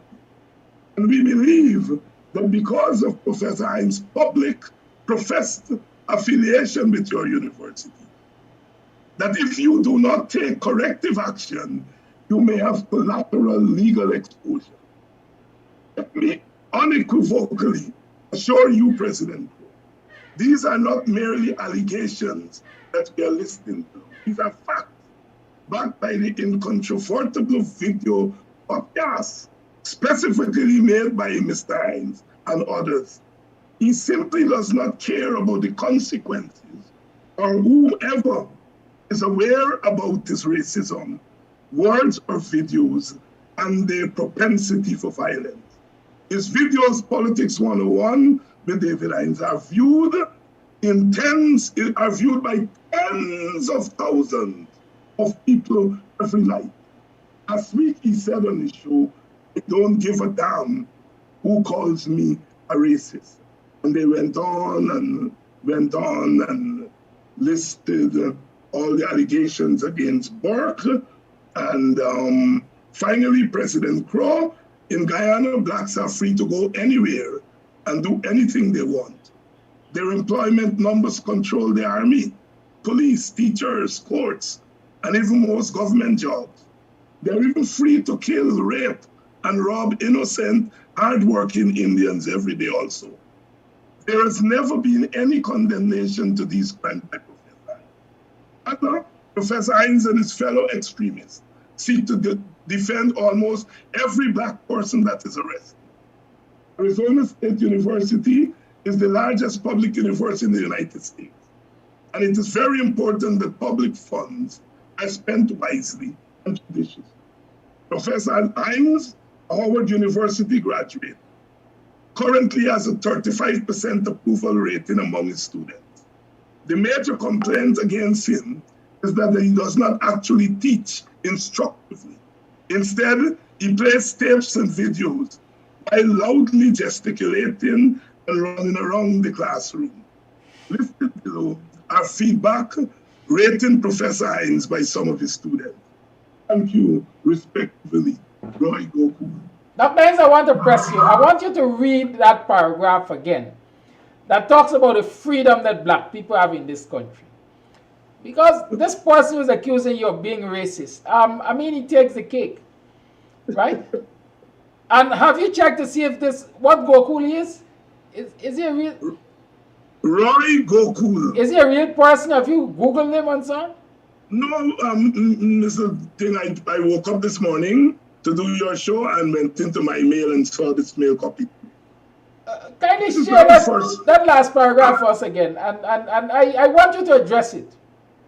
Finally, President Crow, in Guyana, blacks are free to go anywhere and do anything they want. Their employment numbers control the army, police, teachers, sports, and even most government jobs. They're even free to kill, rape, and rob innocent, hardworking people, Indians, every day. There has never been any condemnation to these crimes from Professor Hinds. Rather, Professor Hinds and his fellow extremists seek to defend almost every black person that is arrested. I just Googled the Roy Gokul. According to LinkedIn, he is a data analyst. Exodus Point Capital is the name of the company, apparently. Age 40, with an address in Bryant Avenue, Bronx, New York. I don't know if that's the same person, but it may be, right? Yes.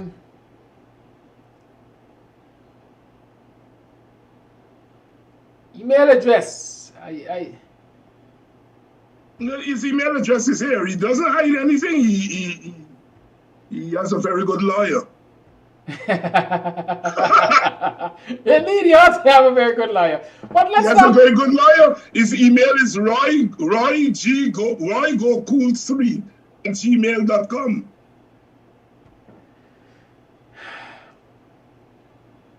And he copies the letter to Demerara Waves, Dion Abrams, Tabruk News, Freddie Kissoon, Glenn Lal, Kaichor News, Sherrod Duncan. The fellow is well schooled by his lawyer. And you're worried for your job? No. Why are you not worried? This is not the first time they've done that. They did this, about 10 years ago. The PPP was in government. And I went to a conference in Jamaica. And while there, I got a call. They said, it's a very urgent call. I need to get in touch. If they can give my university the direct line to my room. And they did. I said yes. And the head of my school called. The first thing she asked, David, where are you? Are you in prison? Where are you? And I said, I'm in Jamaica at a conference. And she says, we are worried for your safety because a letter was written to the president of the university saying that you are part of a plot to overthrow the government in Guyana. So we're wondering whether in the process of carrying out this plot, you are in prison, and we called to find out what the situation is. And the letter was traced right back to the office of the president. At that time, I think it was Jack there, it wasn't Ramatar. And I think the university wrote them and told them what their employees do outside of the classroom is not their business. And that the university supports the policy of activism on the part of their thing. Because when they went through, they realized it was what it was. So you're expecting a similar response? The same president. Well, you never know, time changes. But let me ask you this. One viewer is asking if it's not possible to get the very president to host a Zoom conference with Guyanese to find out the freedoms and so on that black people got. The president of a university would not stoop to that. This letter may go to the president. They will send it eventually to the head of my department, and they will deal with it at that level. Okay, because one would see it as an opening so that Guyanese can really give account of what's happening here. Guyanese can write to the president too, you know. Very well.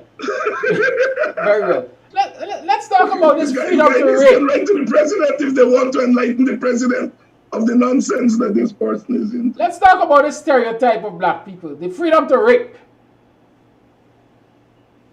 Indian people. This is a long-held view by the PPP and their supporters that black people are rapists of Indians and bullies and so on. And here it is, it's finding itself in a letter addressed to the president of your university. Well, it will not be new to Americans because it's the same stereotype here of African Americans. And African Americans have had to fight that stereotype. So Americans are very, very au fait with those stereotypes against those anti-black stereotypes that they're fighting right now in America, right? And it is for that reason that in Guyana they say we import African American problems into Guyana. You know, they don't acknowledge the universality of racism, and that's why racism may have started as a black-white construct. It has now become such an institutional construct that it goes beyond black and white. And so the argument that the brown government cannot be institutionally racist is nonsense. It is nonsense. Because it's the same stereotype that finds its way into policies. And so the man... The point here, Kidaki, are threefold or so. One is the extent to which they're taking us seriously. Freddie Kissoon called on them to do that. Like I said, the government of the previous incarnation did it, right? And it means they acknowledge that we are hitting them where it hurts, that you're exposing them to the Guyanese people, to their own people, and to the international community. And so they're pushing back. That's one. Two, the extent to which the PPP will go, or PPP supporters will go, it should be instructive for those who are analyzing race relations in Guyana. I'm arguing that a lot of the viciousness that resides in the PPP leadership, a lot of that viciousness is seeping down to the rank and file.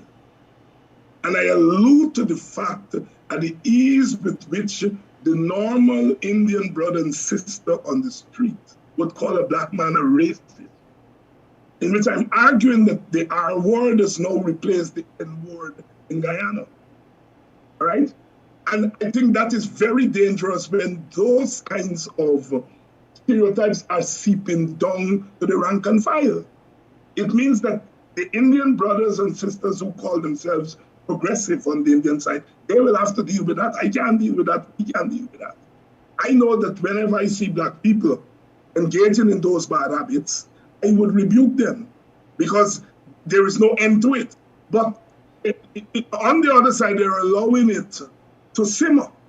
And that, the race riots that this person is talking about, will not be started by me.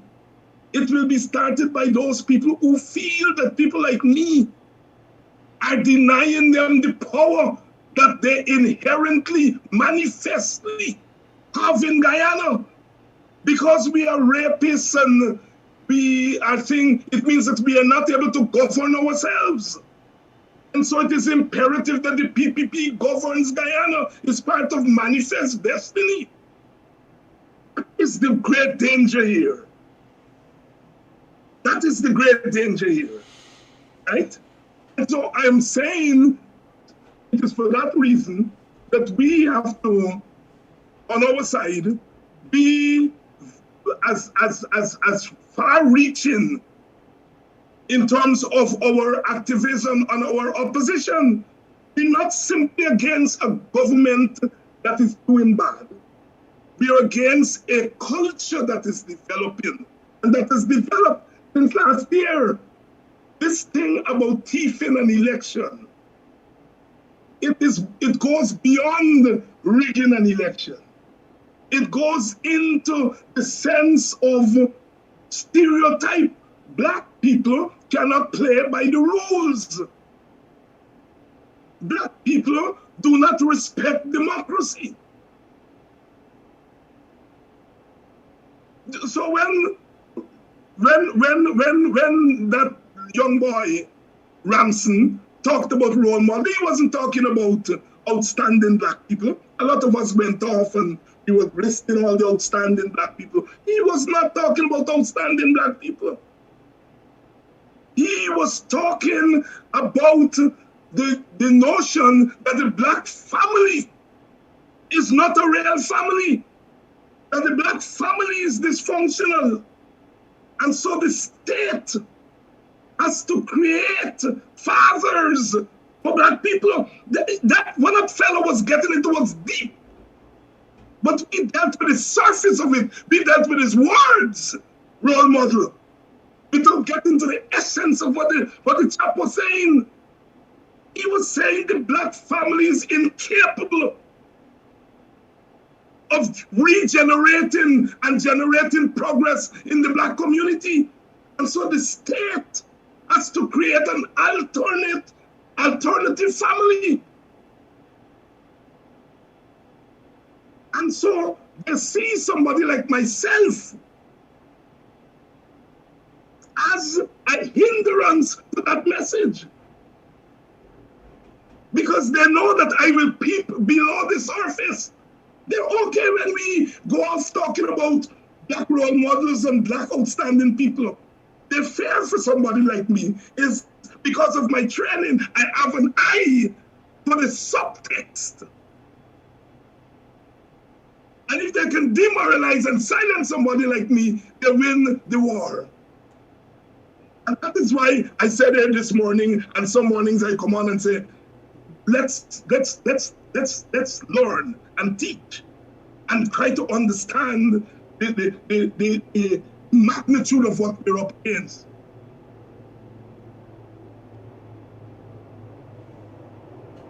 It's now 90 minutes past the 8 o'clock hour. Time to open up the lines, but before I do that, as usual, is there anything you want to touch on before we do that? Yeah, I think I touched on quite a bit. Yeah. And so the lines are now open. 6225933 is the number to call. Call and let's talk the thing. You tune to the BUXTONIAN Morning Time. I will start the ball rolling because I know there are a number of voice notes. They've been coming fast and furious. And so let me see. The first one is from your good friend and family man, your country girl, Denise Booker. Good morning, Kidaki. Good morning, Dr. Hinds. Good morning, viewers. I totally agreed with Dr. Hinds. My position is we all knew and had known who Claudette Singh would have elected. You understand? The opposition should have prepared or some private person and moved to the court. Move to the court and block Nandalal, everything he was going to the court. Everything he was going to the court. That's my position. We all know what would have been the end results. That's my contribution. Good morning and do have a blessed day. Good morning, See you guys soon. Calling live, good morning. Yeah. I endorse what the caller noted just said, that we should not have accepted that. This election, I know they say when you're working with GCOM, you must not be affiliated with any one of the political parties who will be contesting the elections. You should not be affiliated. And these GCOM, other than the 6 commissioners, 3 for the opposition, 3 for the ruling party, only they should show their affiliations to their party. The chairman is supposed to be a person who is standing on neutral grounds. The CEO supposed to be a person standing on neutral grounds, and already that CEO is tainted.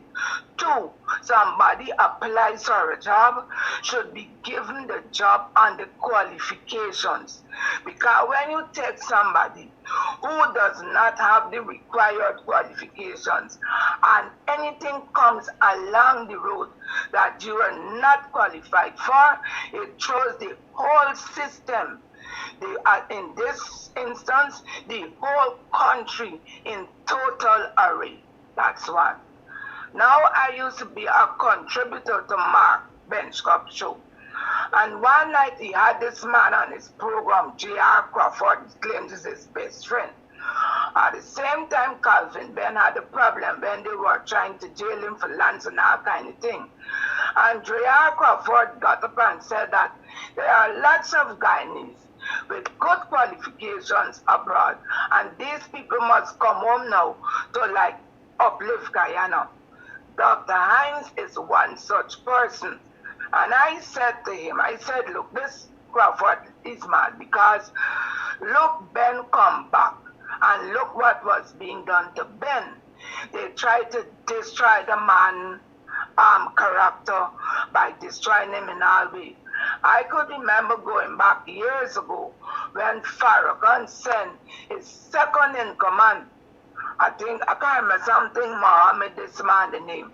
And when he came here, he used to go and lecture all over the world and talk about Muslim and the black people and so on. And Barrett Jagdio labeled that man as a terrorist. He locked him up. He's moving from the hotel, locked him up, and he was only given his passport just in time to get his flight out of Guyana.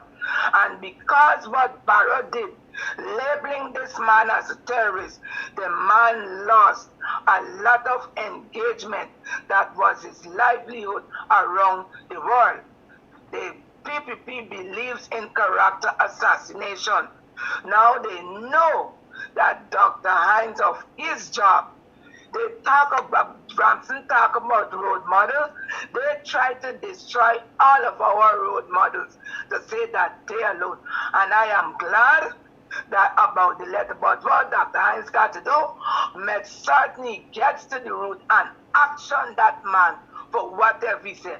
Go down, search and make him a public example. Be like Richard Burke. You see the nonsense Barrett do? You're going to see. Barrett going to pay Richard Burke. He going to get the money. You cannot allow these good people. But we teach to wear clothes, to cook food. You look at the chocolate, you watch the food. It's like a pot. The heel fine and the toes broad because they're not accustomed to wearing shoes. It's now they learning to wear shoes. If you watch at certain pictures with the great Dubai team, the one in the yellow dress with the green flower, she was trying to walk, don't know to walk. And we have road models, and Dr. Hinds makes certain that you take that individual to task. And when you search, you're going to find who he really is. If it's the government, put them to task. And this thing with what Barrett want to remove these people from the fund out there, I think we should do all we can.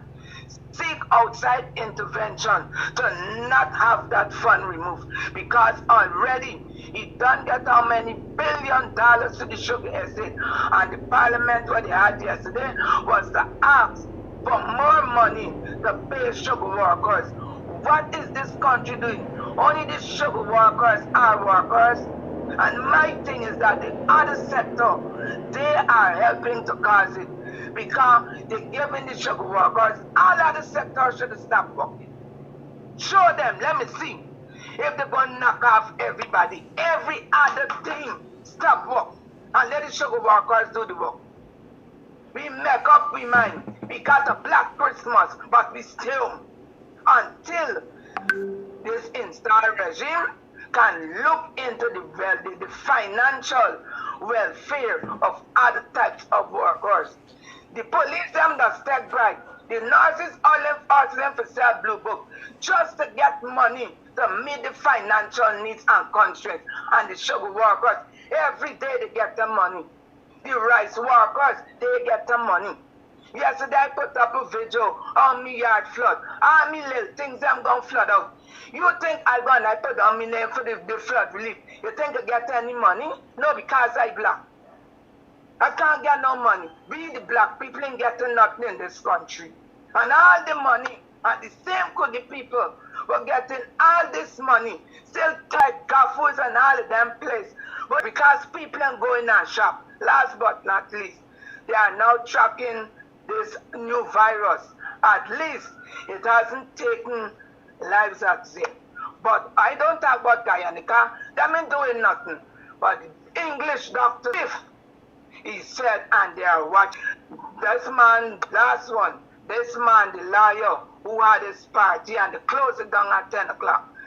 The people took 12 o'clock in the night, and they should not have been closing down that activity at 10 o'clock when they had mass ball for $50,000, and I'm quite certain it went into the wee hours of the morning. So we as a people, we have got to stand up, and to all you out there, our motto that Burnham win, the black man, the black road leader, the African man, go to the Queen when she said, look, you got to get nation, symbols of nationhood. The golden arrowhead with 5 colors, red, black, yellow, white, and green. The national anthem that talk about the 6 people, and all we got the national coat of arms and the motto, one people, one nation, one destiny, also a pledge.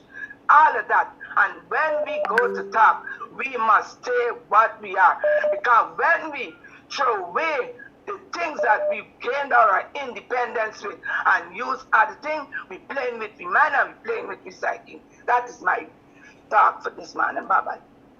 Thank you, Rhonda. Voice note.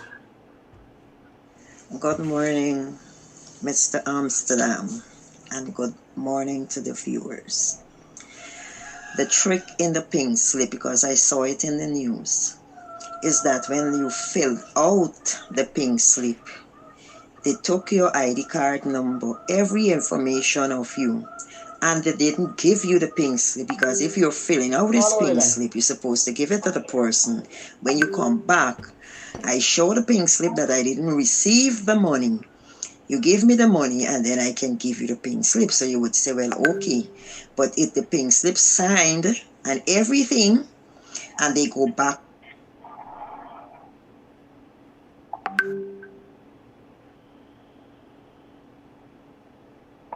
Something went wrong?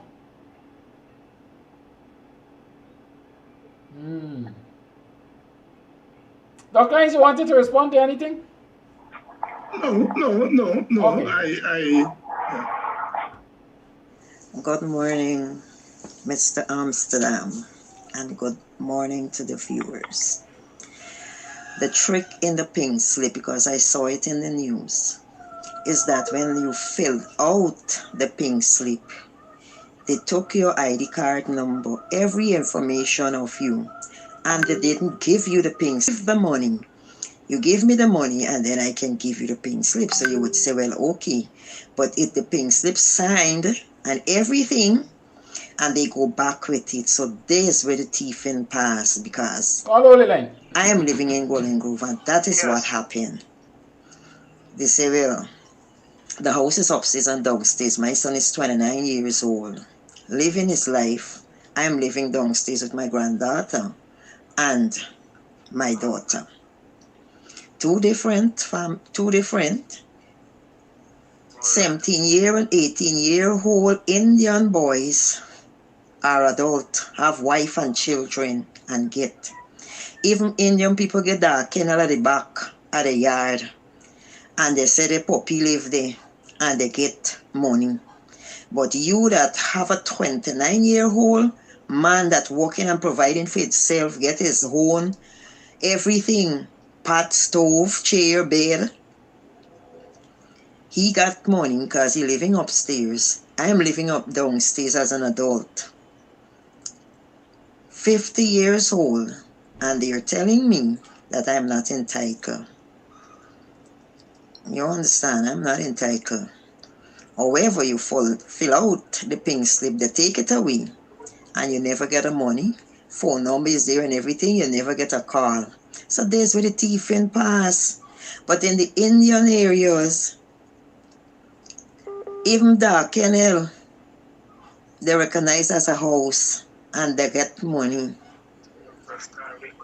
Even the ones them that share in the money have their friends that collect more than one. So I want to know under who name and under which ID card number, because I know of people that got three. One person got 3 times. And I'm an adult and you got none. And they gone with the pink slip. Don't draw the money and they don't have no time with you. These people, so wicked, but some people can't see it. Call live, good morning. Thank you for holding. Yes, thank you for taking the call. Good morning, Dr. Hinds. Good morning, Mr. Kadaki. I want to complain on, good morning everyone in the diaspora. I want to complain or make a contention against GCOM. First of all, I think that GCOM is perpetrating a fraud. GCOM is perpetrating a fraud and intentionally deceiving the Guyanese people together with the political parties, and we need to talk about it. GCOM has not been conducting free and fair elections. That is a fraud. It is a deceitful attempt at democracy. There is nothing free and there's nothing fair about what GCOM, how it functions. Small parties are locked out. Name the small parties who are represented in the chairmans and the commissioners. There aren't any. If a small party comes up, it is not represented. That is not fair access, neither is it equal access. So I don't know how we can stand up and say we are having free and fair elections. At the helm, at the decision-making process that determines if people are actually accessing GCOM freely or having fair access. To deny small parties, I don't think the WPA is represented as a seat in the commission. If it's so, somebody correct me. But for as far as parties are being excluded, that is exclusionary democracy and not inclusionary democracy. I say again, GCOM is a fraud. And Guyanese better call it for what it is and take it to the CCJ and challenge that issue. And I tell you what, you've got the professor in Barbados who agrees with that. I'm not the only one saying that. It's time that we all say that, because that is the reality. And stop allowing this fallacy to be perpetuated.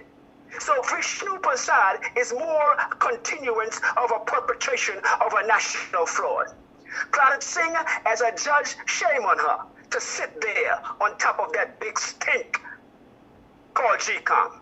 It's a big political stink. Secondly, I want to touch on this issue. Now, before I move off of that, I want to say something. Vincent Alexander came and said that GCOM malfunctioned. It did not function as mandated. And he is from the inside of GCOM, a commissioner. Second, the chief executive officer, okay, the highest officer in GCOM, Lowenfield, came and said on affidavit that GCOM was not functioning legally. And he was forced on the duress, etc., etc. Lowenfield admitted that GCOM did not function, has not functioned as constitutionally mandated. How much more do we need of an admission of guilt from Vincent Alexander and Keith Lowenfield together for us in the coalition to say we have credible evidence? Here's an example. If I take a murder accused to the court,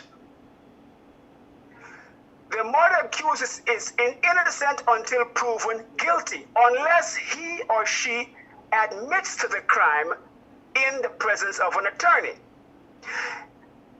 Vincent Alexander and Lowenfield are both admitting to infractions within GCOM that are unconstitutional and unlawful, and you tell me the coalition can't reach to the court yet? Can't we see somebody is making us an ass intellectually and otherwise? So I'm saying to Roysdale Ford, and I'm saying to Harmon, who are both lawyers, and Amanza, what are you guys asking us to swallow again? And Aubrey Norton, you should know better as a political scientist to allow this fallacy, and you're asking us to follow you again in this foolishness. Okay? So I just want to put that on the table so we can raise the bar of expectancy. Now we know. And now we are asserting that. So the courts and the political parties can claim that the people don't know, that the people haven't said anything. We are now saying it. That is no inclusionary. To exclude small parties is unlawful, is biased, is prejudicial. Okay, it does not meet the elements and the criteria to say that we have a functional, consensual democracy. How is it consensual and small parties are locked out? To have democracy, an element of democracy is democracy by consent, consensual democracy. Read the theory on democracy and democratic processes for you in the PNC and the PPP, and understand that Guyanese are amongst you that know that you are hoodwinking and pushing us in ignorance. Okay? 2 plus 2 don't make 5, it makes 4. And we are calling you out on it. Stop perpetrating the fraud. Thank you, caller. Thank you for listening. We need to act on it. 6225933 is the number to call. The lines remain open. You tune to the Buxtonian Morning Time. It's now 8 hours 39 on the 14th day of December in the year 2021. Dr. Hinds. The caller comes to his conclusion, and I am not contesting his conclusion, but he's a little off when it comes to the representation of so-called small parties. They do. The WPA is represented by Desmond Trotman on the commission, and the law surrounding the commission says that the opposition leader shall consult with all opposition parties in arriving at his nominations for commissioners. The PPP didn't have to consult with anybody because they were the only party in the opposition. But on the other side, the opposition leader from Hoyt through Corbyn right through to David Granger, they've had to consult with the other parties. In fact, there are a couple of GCOM chairpersons who were suggested by the WPA to the opposition leader, and they became GCOM chairpersons. So the caller said he wasn't sure, and in fairness to him, he asked for clarification.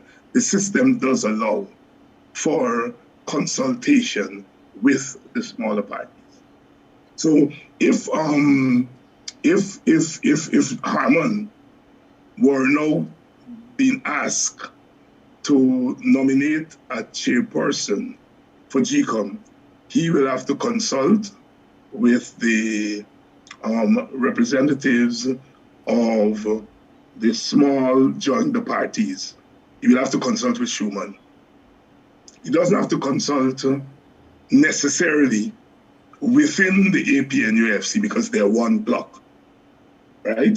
But Mr. Granger, when he had to name a replacement commissioner, he consulted with the WPA, and that's how Desmond Chapman became a commissioner. Thank you for that. The lines remain open. 6225933 is the number to call. Do we have any other voice notes? We are so fed up. We are so frustrated. But if they can move by man, they're gonna move by God. Because no man is a tombstone. After life is death. And there's only so much a man can take and no more. These people are doing so much thing to black people. And you must just take it with a pinch of salt and swallow it. And say, yes, they're doing good. I don't care who run the country. Once you're being fair, and they're not being fair. That is all black people is asking for. Being fair to us. Call all the line, Now, please. you ain't got money, but you could go to Burbies and you could give people $250,000. So we never got no Christmas, only them. Yes, I believe in leaving anything in the store. Let it keep it as they own. But they're looking out. When you go to the market, they're calling you, come auntie, come carry all of this. Because I dead here. And still yet. And they cannot live without us. I am telling you, they can't live without us.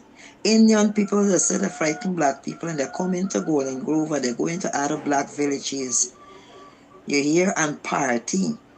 Open the car and play the loudest music and do what they feel like.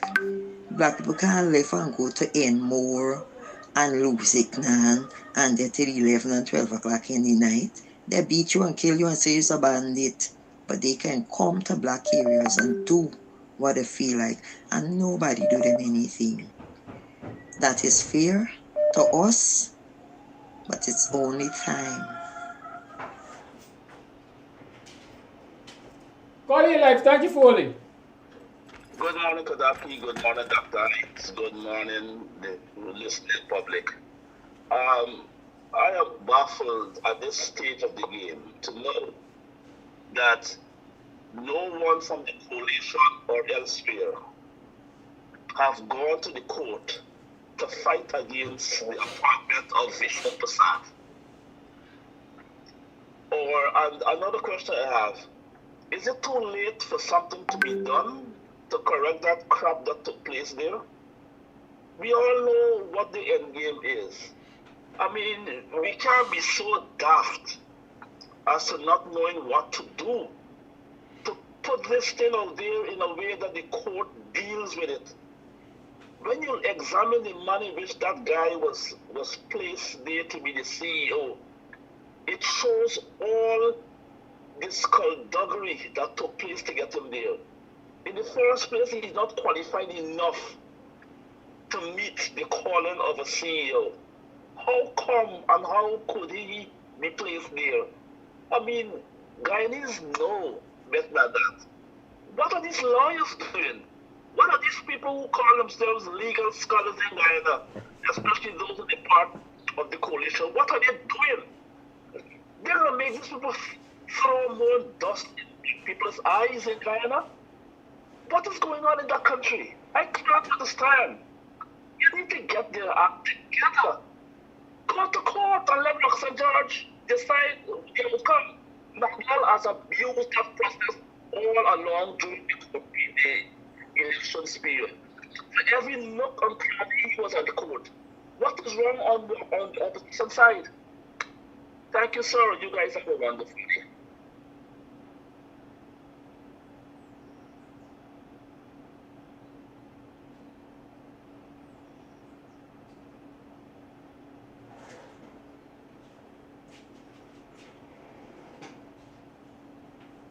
Thank you, caller.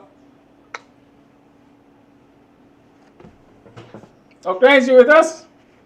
Yes, I'm here. I'm waiting on you. I would like to comment on what Sure. said. I think the callers raised something that is very important. And there are a couple of things I want to say. Call on the line. You cannot fight the kind of struggle that we are in without a think tank. And so far as I know, the opposition has no think tank. I don't hold myself up as a big expert on anything, but I have something to say. Nobody from the opposition since last year has ever called me and said, David, you know, I mean, we would like to pick your brains on this issue or that issue. What do you think? Never, not one. And some of them are my friends, right? I never got a call from Mr. Harmon or anybody. They're individual people, individual parliamentarians. Some of the younger ones, they have sought me out and asked my advice on things here and there. But the leadership has never called somebody like myself and said, look, what do you think we should do? So if that's the first thing, we have to have a think tank that think these things through and come up with strategies. You know, we should not, it's not too late to go to court, but we should have anticipated this and gone to court before.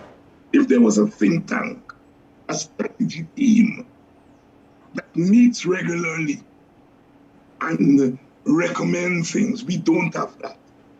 And, you know, I mean, I've expressed this frustration when we were in government, when Mr. Granger governed by cabinet and did not include the rest of us in any decision making, and that proved to be fatal. And they were in opposition, and we've continued with the same thing. They do not consult. They do not include you if you're not part of the inner circle. That's a flaw. And so the call is correct. Correct. Where, he says, yes, where are the lawyers? I am stretching that to ask, where is the think tank? Where is the brain thrust? Where is the strategy team of the opposition? There is none, I can tell you. All right? The next thing I would like to comment on what the caller says, it's one of the reasons that I have tried to urge our supporters here who get vexed because the court has ruled against us. And I've said, do not tear down the court, because we will need that very court. And no, we need that court. That's why I say, disagree with the court, but don't tear it down, because we need that same court to go to. And nothing stands still. Today, as Black Stalin said, today for the master, tomorrow for the slave, right? Things change. And so therefore, we have to engage our people to understand that we have to fight on all fronts. Do not cede anything to the next side. Do not cede the courts to them. Do not cede the streets to them. Do not cede the discourse and narratives to them. Fight on all fronts, right? In fairness, some of our people dismiss and say, we don't need no court. What you are going to court for? You know, then we just fight this thing up and so on and so forth. And sometimes we have to say to people here, but we need the courts. And the caller has hit the nail on the head. It is a lack of forward thinking on the part of the opposition, a lack of brain thrust. They don't use the knowledge, skills at their disposal. And they have plenty of it. We have plenty lawyers, plenty scholars who know these issues, but they don't engage us. And whoever becomes leader of the PNC will have to address that question. They'll have to address that question. Why not?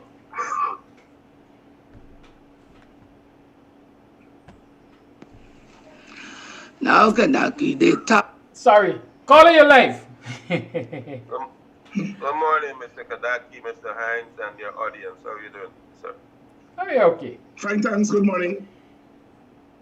A few points I want to address real quickly. Number one, Dr. Hinds, there's a book called From Babylon to Timbuktu. I would advise that you get that book, and I know you love to read. Number two, I hear sometimes people address us as black people and everybody else as brown and white. There's nobody the color of a crayon. Black is the color of a crayon. We are all different shades of brown. That's the point I wanted to make. Number two, racist just means you're for your people. There's nothing wrong with you being for your people. But when you start to practice and you have the power to practice racism, that is where the construct becomes a matter of, okay, who's really having the power to practice racism in Guyana? And that would be the controlling party, which today is the PPPC, that has the power to inflict their racist agenda on all the other nationalities in Guyana. Right? Now, if the PPP wants to be for their people and be a racist for the Indians, there's nothing wrong with that. It just means you're for your people. Right? And if we have black leaders that wants to help their people, as long as they're not inflicting their ideology and their power on the other races, right? There's nothing wrong with that. You're just for your people. I just wanted to make that point. And as for GCOM, it doesn't take a blind man to see that Claudette Singh has never voted on the side outside of on the side of the PPP. She's never voted with the opposition side. So I don't know what they have on her, but she has never voted in any decision on the opposition side. So that's another thing that even a blind man can see. But Dr. Hinds, as to that letter, if you deep down into that letter, you'll see that the PPP is on the other end of that, pulling the strings of that young man. Because what they're trying to do is to silence all of the opponents in Guyana, right, that are showcasing the wrongs and the racist practice that they are doing, right? Kadaki, you, right? All these other shows that are exposing them, right? They're trying to quiet you guys because they're on the world front trying to perpetrate a lie, right, about the governance that they're doing. Thank you, sir. Just wanted to put that out. Kadaki, Mr. Hinds, you have a good day. Thank you, sir. It's now 8 hours 59, and so we are approaching program time. Let me see if there is one more voice note. Yes. So this will be the final voice note, and then good morning Dr. to Hinds you, gentlemen, Dr. Hinds and Mr. Kadaki. Mr. Kadaki, this is a message to my Guyanese brothers and African brothers and sisters. Hold the line, please. If we do not come together as one and stand up and get rid of Mr. Joseph Armon, we are dead. You hear me? We are dead people walking. Because Mr. Granger unpicked Mr. Armon, put him there, and he is doing the same thing that the man did. They are selfish. They were a one-man show. He listens to no one. He runs things as if he alone could do whatever he's doing. And he just continue what David Granger was doing. That has of us in this today. You understand? And if people cannot open their eyes and see, well, my brothers and sisters, I'm sorry for y'all. I am so sorry for y'all. Let Mr. Armon remove himself from there. He feel he's above all. That the opposition belongs to him. He's like Patrick Yard. He's opposition for life. Yes, that is what he tell himself. Opposition leader for life. And nothing he does. Look at them. Just sit and in your quiet moment and reflect on what they're doing. They're not doing anything for nobody. They're selfish, selfless people. They need to go. And let people get to breathe. Come off of our necks and let us get to breathe. Black people need to breathe. They are suffering in this country. They are dying. Thank you. Follow your life. Good morning, Dr. Hinds, good morning. Good morning and happy birthday to you. Thank you, my love, thank you. Sagittarian in the house. All right. I know you don't like to really touch much on Armon, but there's something about him that the way he throw Mr. The way we talks and everything, he just turned me off. And I know that he don't mean no, people might say he mean good, but he don't mean no good because there's a stumbling block somewhere along the line. He cannot address certain things. From you, the opposition, from the time these people come out and say something or say something that is negative, you're supposed to join forces with the people them and have a big conference meeting, not you alone talking. Join meeting, everybody's supposed to talk and know that you're against what these people are doing. But you're coming out Friday, you're talking, and what are you talking? Everyone is saying the same thing, from the doctor to the young child to everybody is saying it. There are people who knows Mr. Armand very well and does not give him a right and a proper spot to sit down. They give him a bad name. You're running our country down. You're taking everything away from our people. You're suffering us. We poor. We want what belongs to us. Fight for it and give it to us, and then we're going to be happy. But no, instead of that, you just take in, make yourself happy, and people just sitting down at you and watching you in your face. Why? He needs to go. Let him go. He's behaving to me, he's behaving powerful. And just like what that man said, allegedly, that case that he took. And what did he do for that man? Nothing. Zero. So that shows you what type of person he is. He don't need to be no leader for no one. Let him go and have a nice seat with Mr. Ranger. But Saturday, everybody is praying. Saturday, we all praying. Oh my goodness, I tell you. If I could have seen far, I would have loved to bring it out and say, no, he's not going in there anyway. Nobody wants him. Dr. Hinds, Kadaki, you guys have a blessed day.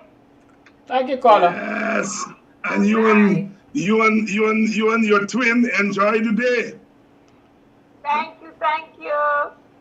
Happy birthday from the Kams family, man. Big up yourself and stay safe. All right, big up yourself. Thank you, thank you. Well, all right, this is the final voice note, right? I can't carry the program forever today. Hi, good morning, Dr. Hinds and Mr. Amsterdam, and to all of the people out there tuning into the BUXTONIAN morning show. Yes, this is this show brings real content, and also not just content. It brings solutions also, how to confront this installed opposition. It's clearly that the APNU, AFC, all of these guys they're in somebody's pocket.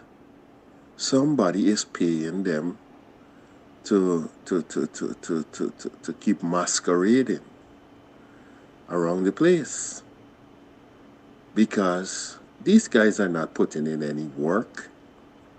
They don't even have the PPP on the back foot. They ain't got them on the heels. They ain't challenging them with nothing. All they're doing is talking. Listen, man. You can see what the PPP is doing clearly from A to Z, from top to bottom. We don't even stand a chance in the next election. You hear me? Guyanese people, y'all hear what I'm saying?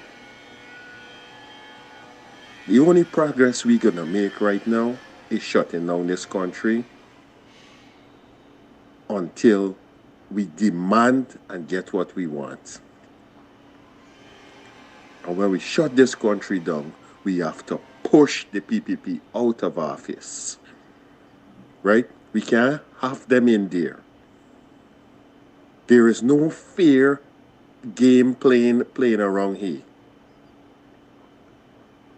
Ramjatan, Sherrod, all of them. These guys are puppets. They're wasting black people time. Right? Harmon, all of them. What I see is that the people need a true leader out there to guide them and navigate them and position them of how to take back Guyana and to put Guyana in the rightful place. It's hundreds of millions and billions of dollars since this PPP come in. These banners them thieving up and sharing around themselves. And must be sprinkling a little bit on Harmon and Ramjatan and all of the rest of them. Coretta McDonald and all of them. Yes, I calling them out this morning. It's time. People tired of them. Need to get rid of all of them. We need for clean house. All what happening is they're just being shuffled like a deck of cards. They need to be thrown in the waste, man, in the dump. And let me get some new people where you can buy. People willing to confront situations and stand up for what is right. That's the final one. It's a wrap for the day. It's 4 minutes past the 9 o'clock hour. Dr. Hinds, you want to wrap up for us, please? Well, just to say that another day, excuse me, another day in the struggle, another day closer to eventual freedom. It comes like a thief in the night. Some days we're going to be up and some days we're going to be down, but we're always pressing forward. Nothing is going to stop us. They try to silence messengers because they think our people are fools. But once we stand strong, we will never be silent. Our objective is equality, justice, and freedom for all Guyanese. Our people on our side are the ones who are feeling the burden, who are feeling the heat, who are feeling the bruises. And we have the responsibility of once again stepping forward and bringing Guyana back to where it should be. And when we win, all of Guyana wins. Thank you, Dr. Hinds, and thank you for tuning in to Buxtonian Morning Time. Do join us again tonight, this evening, for Politics 101 with Dr. Hinds. His guests tonight are Richard Van Charles, am I right? And yes, Vincent Alexander. Right? They will be discussing two different issues. I think one is Congress and the other is the Vishnu Prasad selection at GCOM. Do have a pleasant rest of the day. And like I said, join me on Saturday for good after Congress Lime and hang at Kidam's place. I'm sorry for those who I couldn't take your call and play your voice notes, but there is a limited time only.